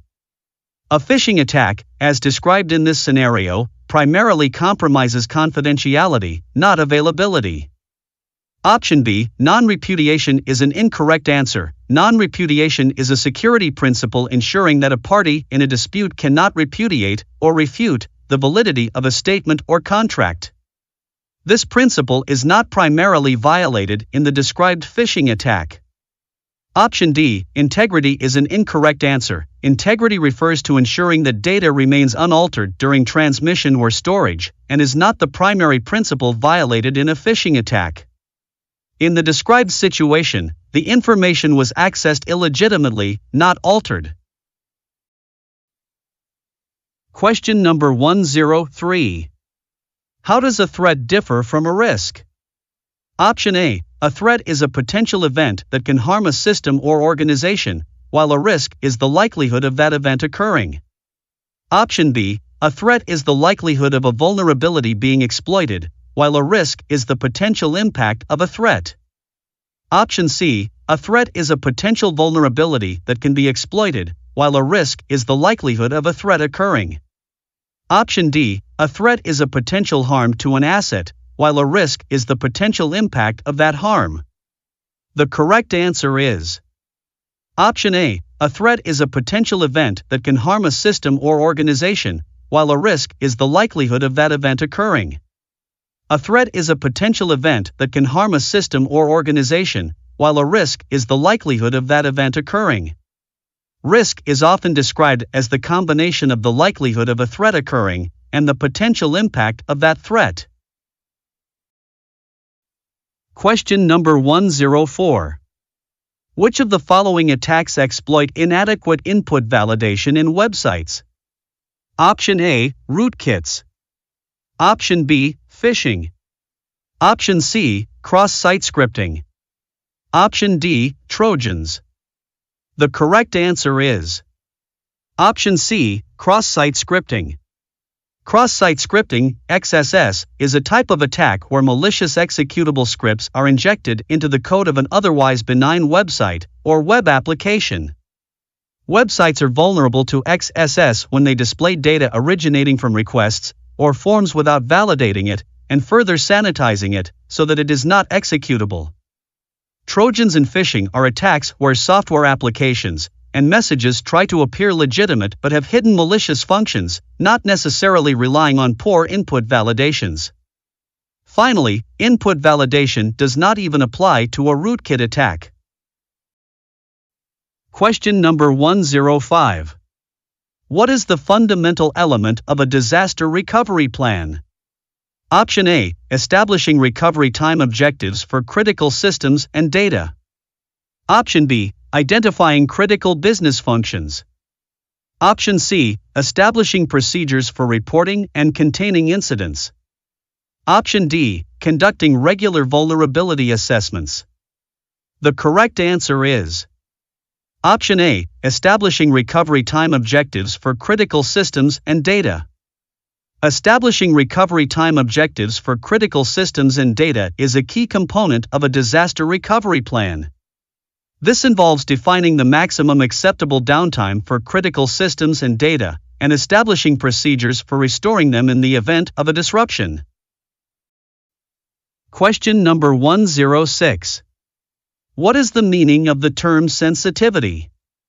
Option A, the value of information to an organization or individual. Option B, the importance assigned to information by its owner or the purpose of denoting its need for protection. Option C, the harm to external stakeholders from improper disclosure or modification of information. Option D, the confidentiality of information. The correct answer is Option B, the importance assigned to information by its owner or the purpose of denoting its need for protection. Sensitivity can be considered the intensity at which the data needs to be secret. If a document has a confidentiality of top secret, it can only be accessible to people with that clearance. Question number 107. To which of the following areas is PII connected? Option A, confidentiality. Option B, authentication. Option C, non-repudiation. Option D, integrity. The correct answer is Option A, confidentiality. Confidentiality is the most distinctive property of personally identifiable information. The remaining options apply to all types of data. All data requires integrity to be usable. Non-repudiation refers to the inability to deny the production, approval, or transmission of information. Authentication refers to the access to information. Question number 108. What is the term for the practice of delegating responsibilities and providing suitable levels of authority to individuals within an organization? Option A, separation of duties. Option B, delegation of authority. Option C, least privilege. Option D, need-to-know principle. The correct answer is Option B, delegation of authority. Delegation of authority is the practice of assigning responsibilities and granting appropriate levels of authority to individuals within an organization, ensuring that individuals have the necessary access and control to perform their assigned tasks. Question number 109. What is the most accurate description of the primary advantage of adopting a MAC system? Option A, it provides a high level of security and control over access to resources. Option B, it is easy to implement and manage. Option C, it allows for flexible and dynamic access permissions. Option D, it is resistant to attacks and exploits. The correct answer is Option A, it provides a high level of security and control over access to resources. The main benefit of implementing a MAC system is that it provides a high level of security and control over access to resources. Since access control is determined by a central authority based on policies, access is granted only to authorized users and is limited to the minimum necessary level. Question number 110. What is the primary objective of a firewall in network security? Option A, to identify and remove malicious software from network devices. Option B, to monitor and log network traffic for analysis and troubleshooting. Option C, to filter incoming traffic based on rules and control access to the network. Option D, to encrypt data transmitted between network devices. The correct answer is Option C, to filter incoming traffic based on rules and control access to the network. A firewall's primary purpose in network security is to filter incoming traffic based on predefined rules and control access to the network. By examining network packets, a firewall applies rules to determine whether to allow or block the traffic. It acts as a protective barrier between different networks, such as an internal network and the Internet, preventing unauthorized access and controlling the flow of traffic based on security policies. Option A, to identify and remove malicious software from network devices, is incorrect. While firewalls can provide some level of protection against certain types of malicious traffic, their primary purpose is not to identify and remove malicious software. This responsibility typically falls on dedicated security software such as antivirus or intrusion detection systems. Option B, to monitor and log network traffic for analysis and troubleshooting, is incorrect. While firewalls can log network traffic for analysis and troubleshooting purposes, monitoring and logging are not their primary functions. Firewalls primarily focus on traffic filtering and access control. Option D, to encrypt data transmitted between network devices, is incorrect. While encryption is important for secure data transmission, it is not the primary purpose of a firewall. Firewalls focus on traffic filtering and access control rather than encrypting data. Please click on the notifications icon. Question number 111. Which of the following is an exclusion from a risk management framework? Option A, risk avoidance. Option B, risk assessment. Option C, risk mitigation. Option D, risk acceptance. The correct answer is Option A, risk avoidance. Risk avoidance is not a component of a risk management framework. The components of a risk management framework are risk assessment, risk mitigation, risk transfer, and risk acceptance. Question number 112. What kind of key can be utilized for both encrypting and decrypting the same message? Option A, a symmetric key. Option B, a private key. Option C, an asymmetric key. Option D, a public key. The correct answer is Option A, a symmetric key. Symmetric key algorithms are a class of cryptographic algorithms that use a single key for both encrypting and decrypting of data. Asymmetric cryptography uses pairs of related keys, the public and the corresponding private keys. A message encrypted with the public key can only be decrypted by its corresponding private key, and vice versa. The term asymmetric key is not applicable here. Question number 113. Which of the following represents a fundamental principle of cybersecurity? Option A, certainty. Option B, compatibility.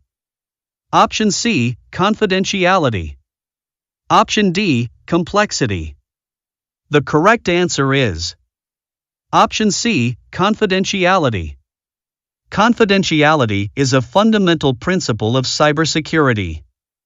It refers to the protection of sensitive information from unauthorized access and disclosure. The goal of confidentiality is to ensure that only authorized individuals or systems have access to sensitive data. Confidentiality is achieved through various security measures such as encryption, access controls, and data classification. Encryption converts data into an unreadable format, making it inaccessible to unauthorized individuals even if they gain access to it. Access controls involve implementing user authentication mechanisms and granting access rights based on the principle of least privilege. Data classification involves categorizing information based on its sensitivity and applying appropriate security controls accordingly. By maintaining confidentiality, organizations can safeguard sensitive information, such as customer data, intellectual property, and trade secrets, from falling into the wrong hands. This helps protect privacy, maintain competitive advantage, and comply with legal and regulatory requirements. In summary, confidentiality is a core principle of cybersecurity that focuses on protecting sensitive information from unauthorized access and disclosure. Question number 114. What does the term threat vector mean in the context of cybersecurity? Option A, a measure of the extent to which an entity is threatened by a potential circumstance or event. Option B, a person or thing that takes action to exploit a target organization's system vulnerabilities. Option C, an inherent weakness or flaw in a system or component. Option D, the means by which a threat actor carries out their objectives. The correct answer is Option D, the means by which a threat actor carries out their objectives. The method used to exploit a vulnerability is called the threat vector. Question number 115. Within the framework of an intrusion prevention system, IPS, what does the term false negative signify? Option A, a legitimate threat was correctly identified and flagged by the system.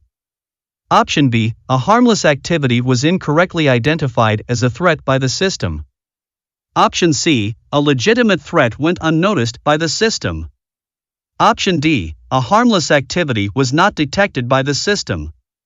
The correct answer is Option C, a legitimate threat went unnoticed by the system.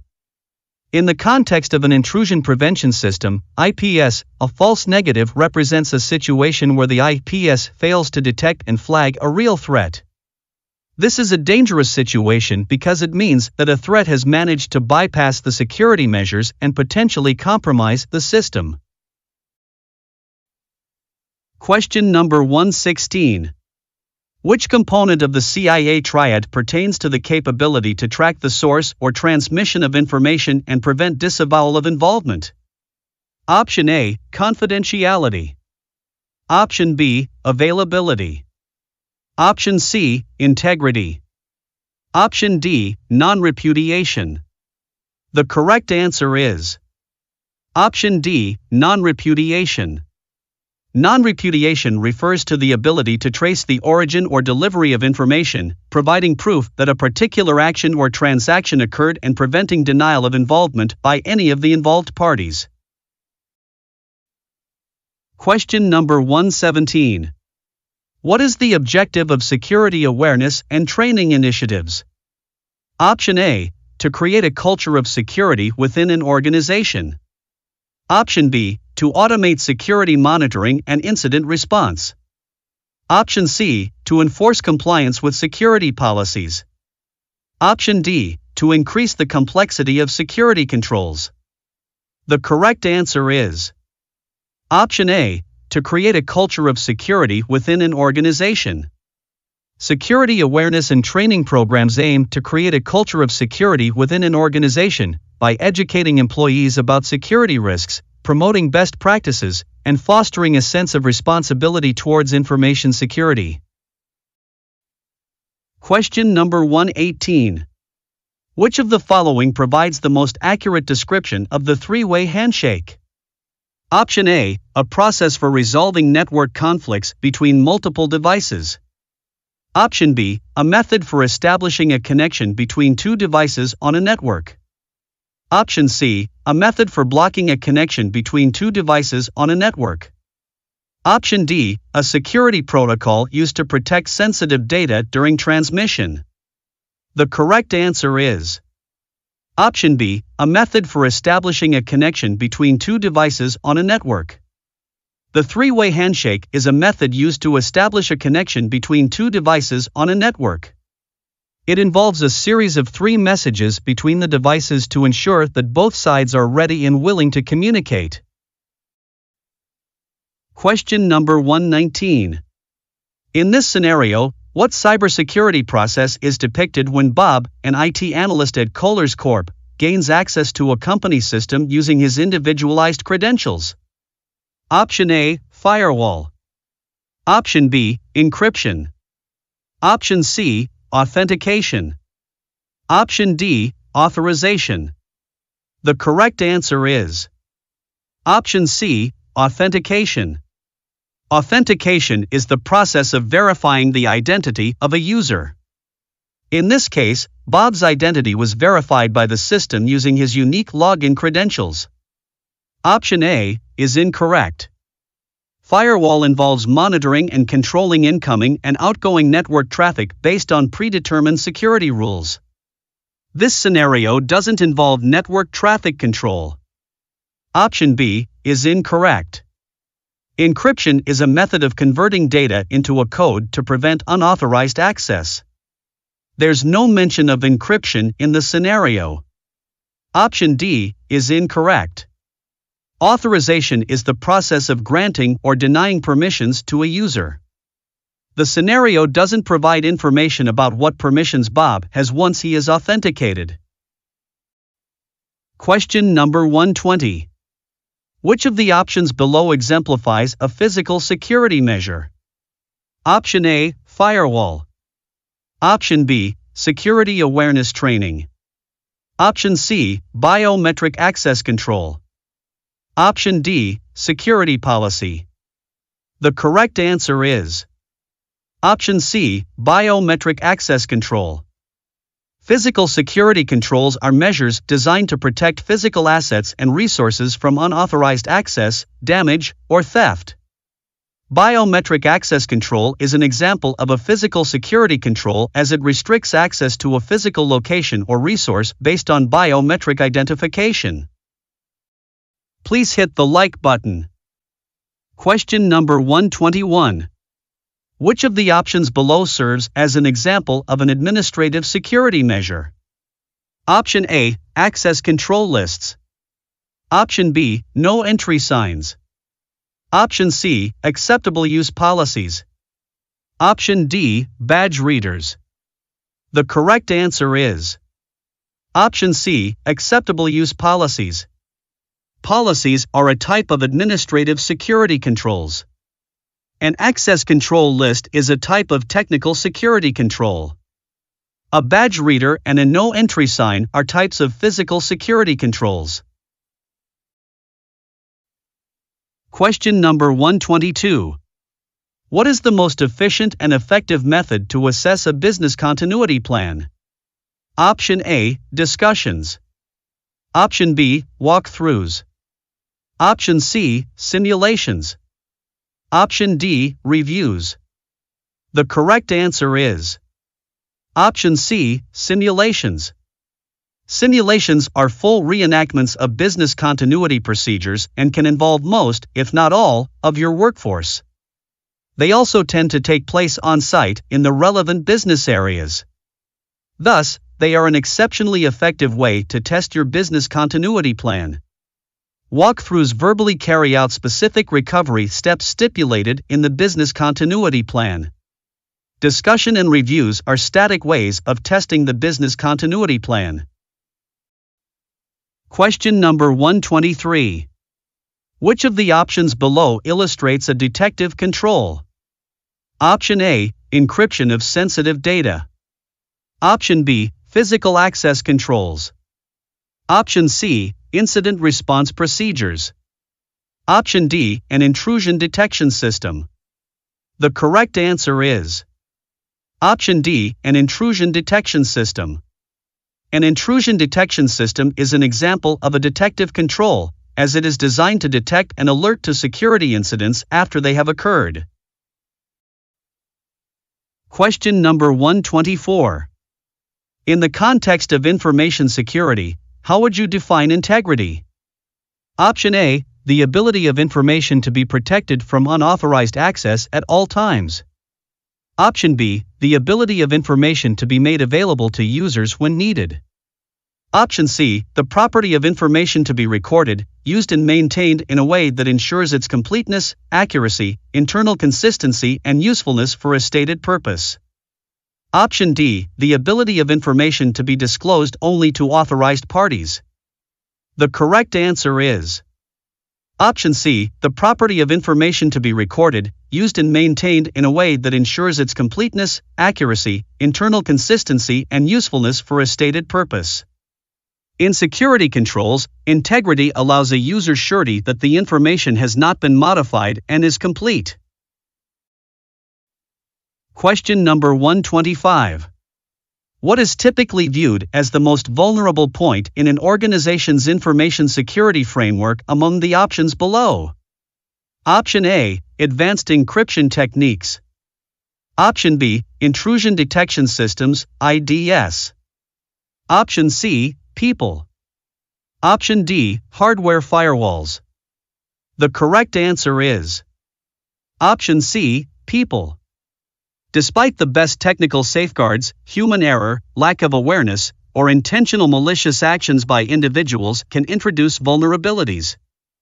Phishing attacks, weak passwords, and unintentional data sharing often stem from mistakes or oversights by people.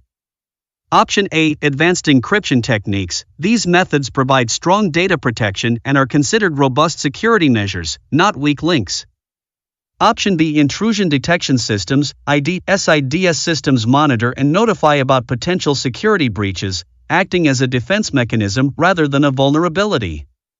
Option D, hardware firewalls. These devices provide a robust layer of protection against unauthorized external access, and they represent a strong security measure. Question number 126.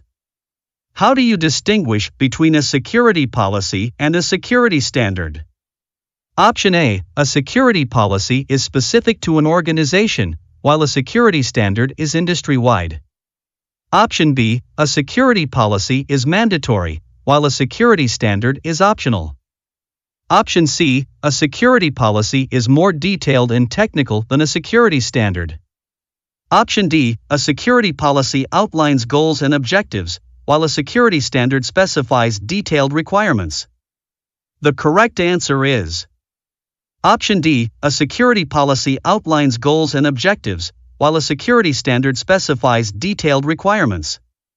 A security policy outlines goals and objectives, while a security standard specifies detailed requirements. A security policy provides high-level goals and objectives for information security, while a security standard specifies detailed requirements and guidelines to achieve those goals. Question number 127. Which type of gate provides the highest level of security for entry and exit to a property? Option A, automatic gate. Option B, roll-up gate. Option C, ornamental iron gate. Option D, barrier gate. The correct answer is Option A, automatic gate. Automatic gates provide secure entry and exit to a property by controlling who has access and when.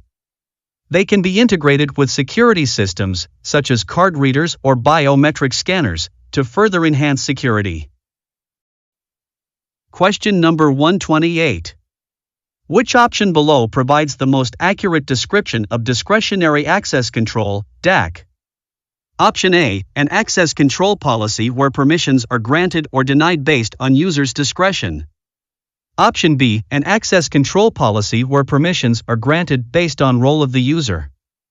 Option C, an access control policy determined by the system administrator.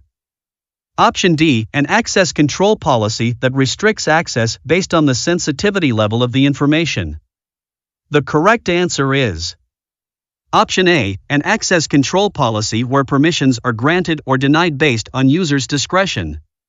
Discretionary access control, DAC, is a type of access control system that grants or denies access to object resources based on users' identities and their discretion. In a DAC model, the data owner determines who can access specific resources. For example, a user might have the discretion to share a file with other users or restrict its access. Option B describes role-based access control, RBAC, where permissions are tied to roles rather than individual users. Option C is incorrect as it describes a more centrally controlled access model, typically seen in mandatory access control, MAC, systems. Option D is describing a principle often seen in MAC systems, where access is restricted based on sensitivity levels or labels associated with the information. Question number 129. Which option below provides the most accurate description of the role of security governance? Option A, to implement security controls and measures. Option B, to ensure compliance with legal regulations. Option C, to manage risks and threats to an acceptable level. Option D, to create security policies and procedures. The correct answer is Option B, to ensure compliance with legal regulations.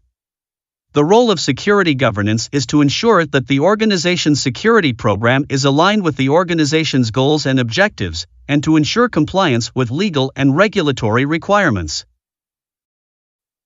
Question number 130.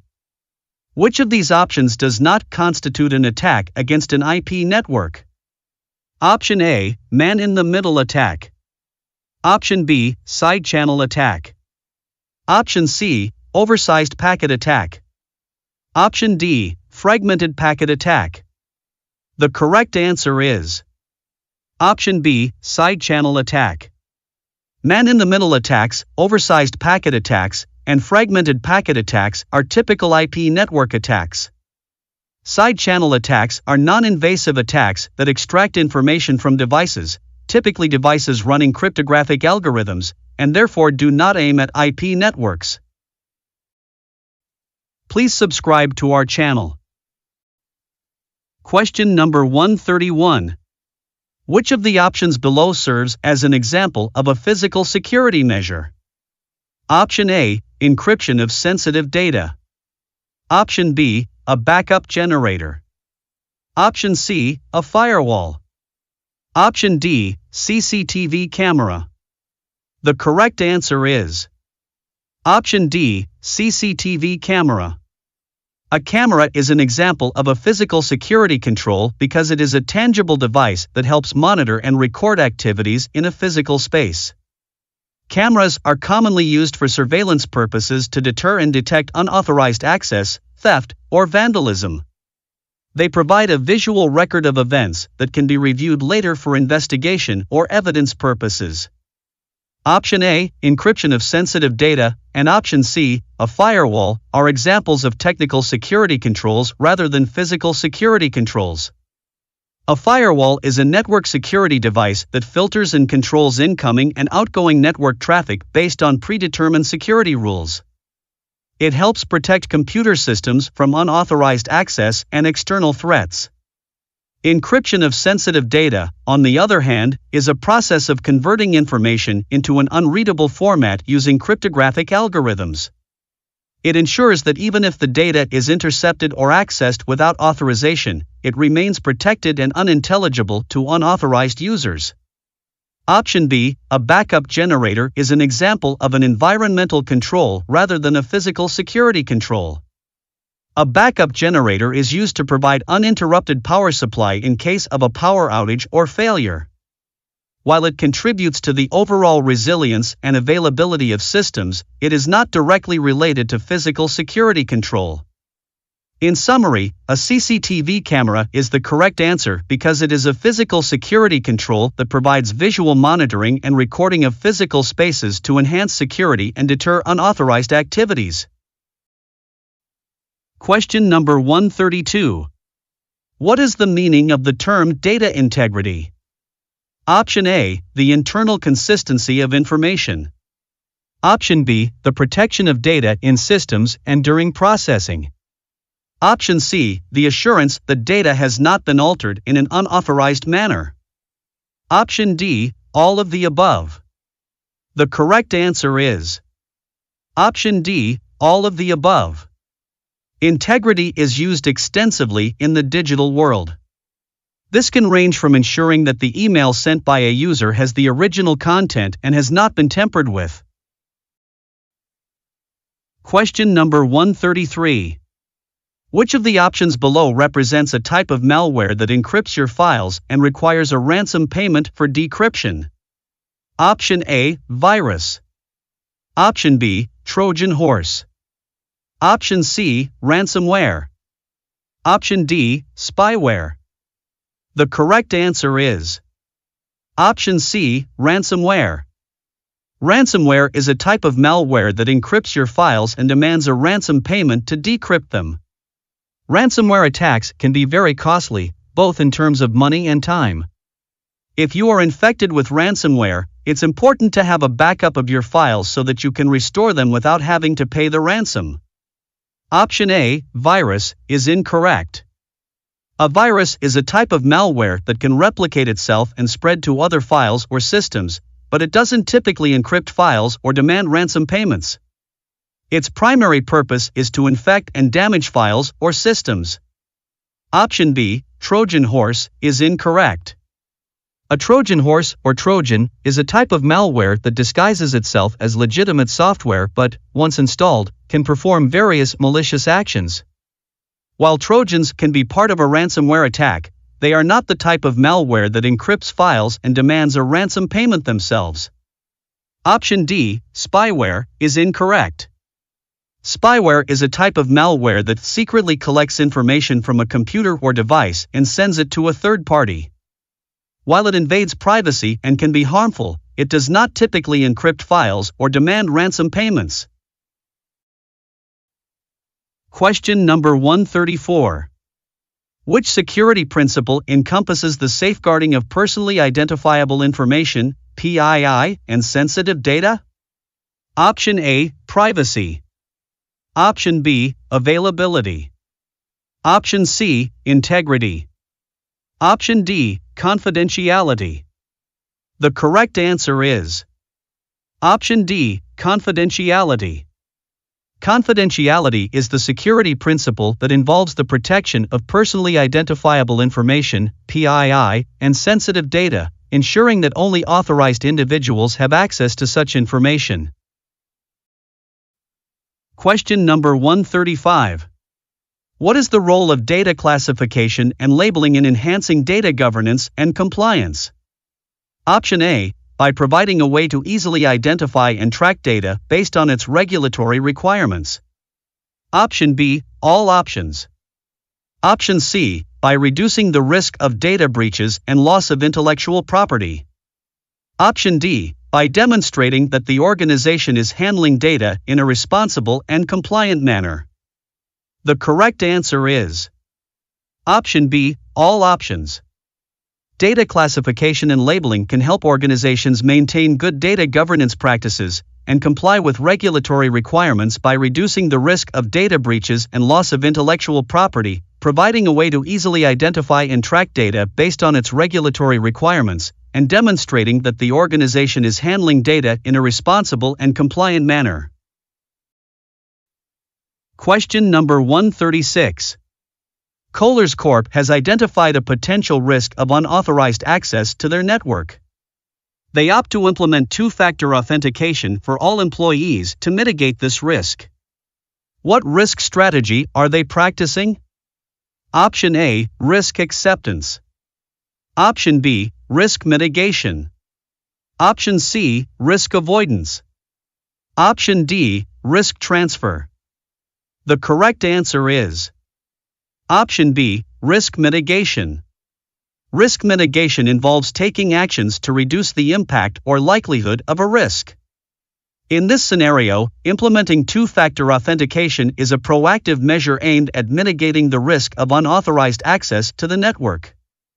Option A is incorrect. Risk acceptance involves acknowledging the existence of a risk and choosing not to take any action to mitigate it.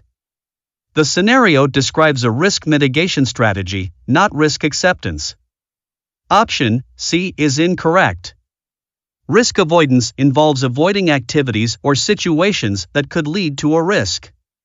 The scenario does not describe avoiding the risk, but rather implementing measures to mitigate it. Option D is incorrect. Risk transfer involves shifting the responsibility or consequences of a risk to another party, such as through insurance or outsourcing.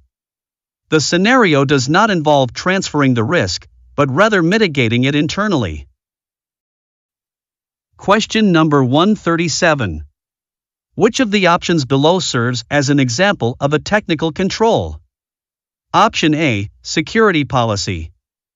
Option B, security awareness training. Option C, firewall. Option D, background checks. The correct answer is option C, firewall. A firewall is an example of a technical control. Technical controls are used to provide protection through the use of technology, such as firewalls, intrusion detection systems, and encryption. Question number 138. Do malicious emails targeting company executives represent an example of something? Option A, phishing. Option B, rootkits. Option C, whaling. Option D, Trojans. The correct answer is option C, whaling. Phishing is a digital social engineering attack that uses authentic-looking, but counterfeit email messages to request information from users, or to get them to unknowingly execute an action that will make way for the attacker. Whaling attacks are phishing attacks that target high-ranking members of organizations. After gaining root-level access to a host, rootkits are used by an attacker to conceal malicious activities while keeping root-level access. Trojans are a type of software that appears legitimate but has hidden malicious functions that evade security mechanisms. Question number 139. Which of the options below serves as an example of a corrective control? Option A, a backup generator. Option B, a patch management system. Option C, an intrusion detection system. Option D, a firewall. The correct answer is option B, a patch management system. A patch management system is an example of a corrective control, as it is designed to correct identified vulnerabilities in software and systems. Question number 140. What does single-factor authentication entail? Option A, the granting access without demonstrating any methods of authentication. Option B, granting access after demonstrating all three methods of authentication. Option C, granting access after demonstrating one method of authentication. Option D, granting access after demonstrating two or more methods of authentication. The correct answer is Option C, granting access after demonstrating one method of authentication. This could be something simple as username and password for a social media account and punch code for attendance system. Please hit the like button. Question number 141. What is the primary association of the term phishing? Option A, physical security measures like biometric systems. Option B, attempting to trick individuals into revealing sensitive information, typically through deceptive emails or websites. Option C, creating secure network topologies. Option D, ensuring data remains encrypted during transmission. The correct answer is Option B, attempting to trick individuals into revealing sensitive information, typically through deceptive emails or websites. This choice accurately describes phishing, which is a form of social engineering attack where attackers masquerade as trusted entities to deceive victims. Option A, physical security measures like biometric systems, is incorrect. This choice refers to physical security methods, which are unrelated to phishing. Option C, creating secure network topologies, is incorrect. This choice is unrelated to phishing. It refers to designing secure network structures.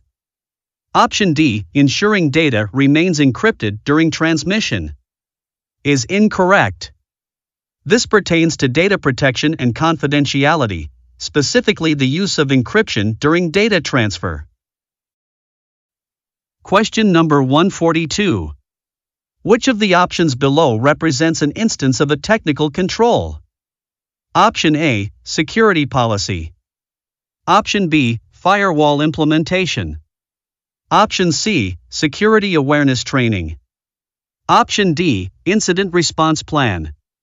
The correct answer is Option B, firewall implementation. Technical controls are security measures that rely on technology, such as firewalls, intrusion detection systems, encryption, etc., to protect systems and data. Question number 143. What is one of the responsibilities of the IT department in an IT business continuity plan? Option A, to provide technical expertise for the plan. Option B, to provide overall direction and support for the plan. Option C, to ensure that the plan is tested regularly. Option D, to develop and implement the plan. The correct answer is Option D, to develop and implement the plan. The IT department has several key roles in an IT business continuity plan, one of which is to develop and implement the plan. The IT department should ensure that the plan is comprehensive, technically sound, and aligned with the overall goals and objectives of the organization. The IT department should also be responsible for ensuring that the plan is tested regularly and that any necessary updates are made in a timely manner. Question number 144. Does the practice of Kohlers implementing a review and approval process for financial transactions, involving one employee entering the transaction, another approving it, and a third person verifying the accuracy, primarily align with what? Option A, least privilege. Option B, single sign-on. Option C, defense in depth. Option D, segregation of duties. The correct answer is Option D, segregation of duties. The implementation of a review and approval process involving different employees for entering, approving, and verifying financial transactions demonstrates segregation of duties. This practice helps prevent unauthorized or fraudulent financial activities by ensuring that no single individual has full control over the entire transaction process. Option A, least privilege, is incorrect. Least privilege is the principle that users and programs should have only the minimum privileges necessary to perform their tasks. While it is an important security principle, it focuses on limiting privileges rather than the separation of critical duties. Option B, single sign-on, is incorrect. Single sign-on (SSO) is a system that allows users to authenticate once and gain access to multiple systems or applications without the need to provide credentials repeatedly.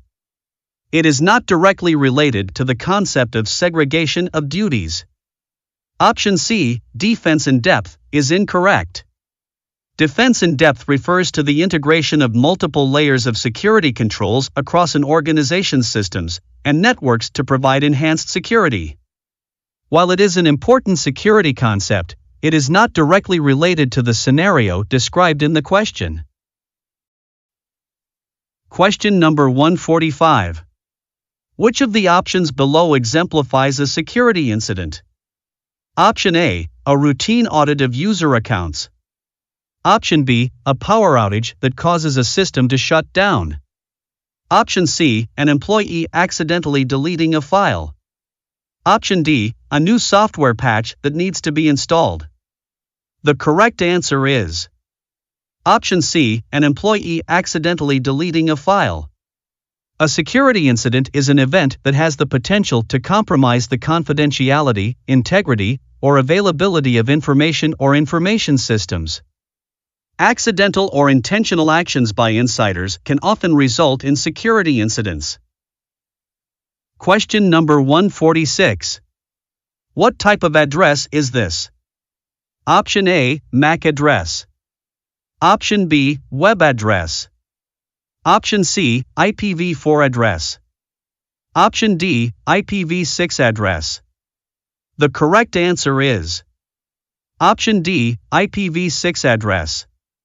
An IPv6 address is a 128-bit address represented as a sequence of 8 groups of 16-bit hexadecimal values. An IPv4 address is a 32-bit address represented as a sequence of 4 8-bit integers. A MAC address is a 48-bit address represented as 6 groups of 8 bits values in hexadecimal. A web address consists of a protocol name, a server address, and a resource path. Question number 147. Which among the following serves as an instance of a corrective control? Option A, a backup generator. Option B, an access control system. Option C, encryption of sensitive data. Option D, patching of software vulnerabilities. The correct answer is Option D, patching of software vulnerabilities. Patching of software vulnerabilities is an example of a corrective control, as it is designed to correct or mitigate identified vulnerabilities in systems and applications. Question number 148. In the realm of information security, what is the significance of data integrity? Option A, making sure data is not lost. Option B, protecting data from unauthorized access. Option C, ensuring data can be easily modified. Option D, ensuring data is accurate and unchanged. The correct answer is Option D, ensuring data is accurate and unchanged. Data integrity is one of the 3 core principles of information security, along with confidentiality and availability.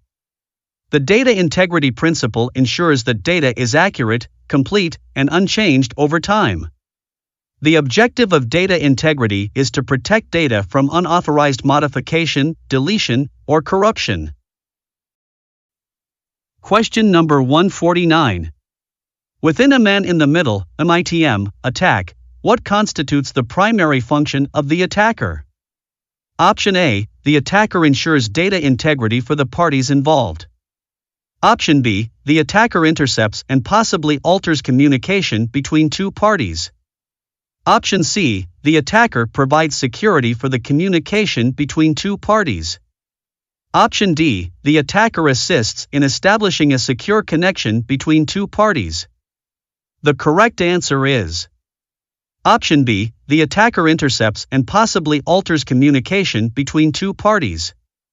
In a MITM attack, the attacker's primary role is to intercept and potentially alter communication between 2 parties without their knowledge or consent.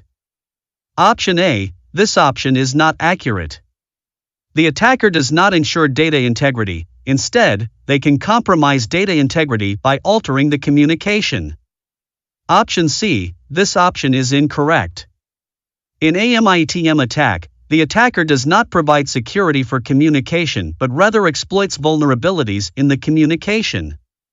Option D, this option is also incorrect. The attacker does not assist in establishing a secure connection but rather disrupts or manipulates existing communication. Question number 150. What does a risk assessment report aim to achieve? Option A, to communicate the results of the risk assessment to stakeholders. Option B, to assess the potential impact of risks on the organization.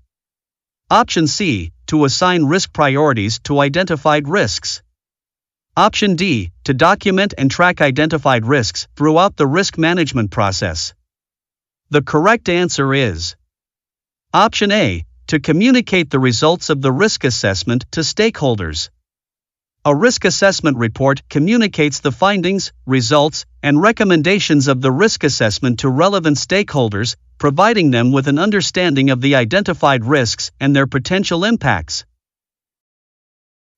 Thank you for joining us today at Certification Terminal.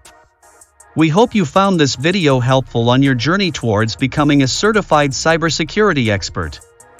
If you have any questions or topics you'd like us to cover in future videos, please let us know in the comments below. Your feedback is invaluable to us. Remember to hit that like button if you found this video informative, and don't forget to subscribe for more insightful content on certification exam preparations. Share this video with your colleagues and friends who might benefit from it. Together, we can build a strong community of certified professionals. Stay tuned for more updates, and until next time, keep learning and excelling in your certification endeavors. See you in the next video.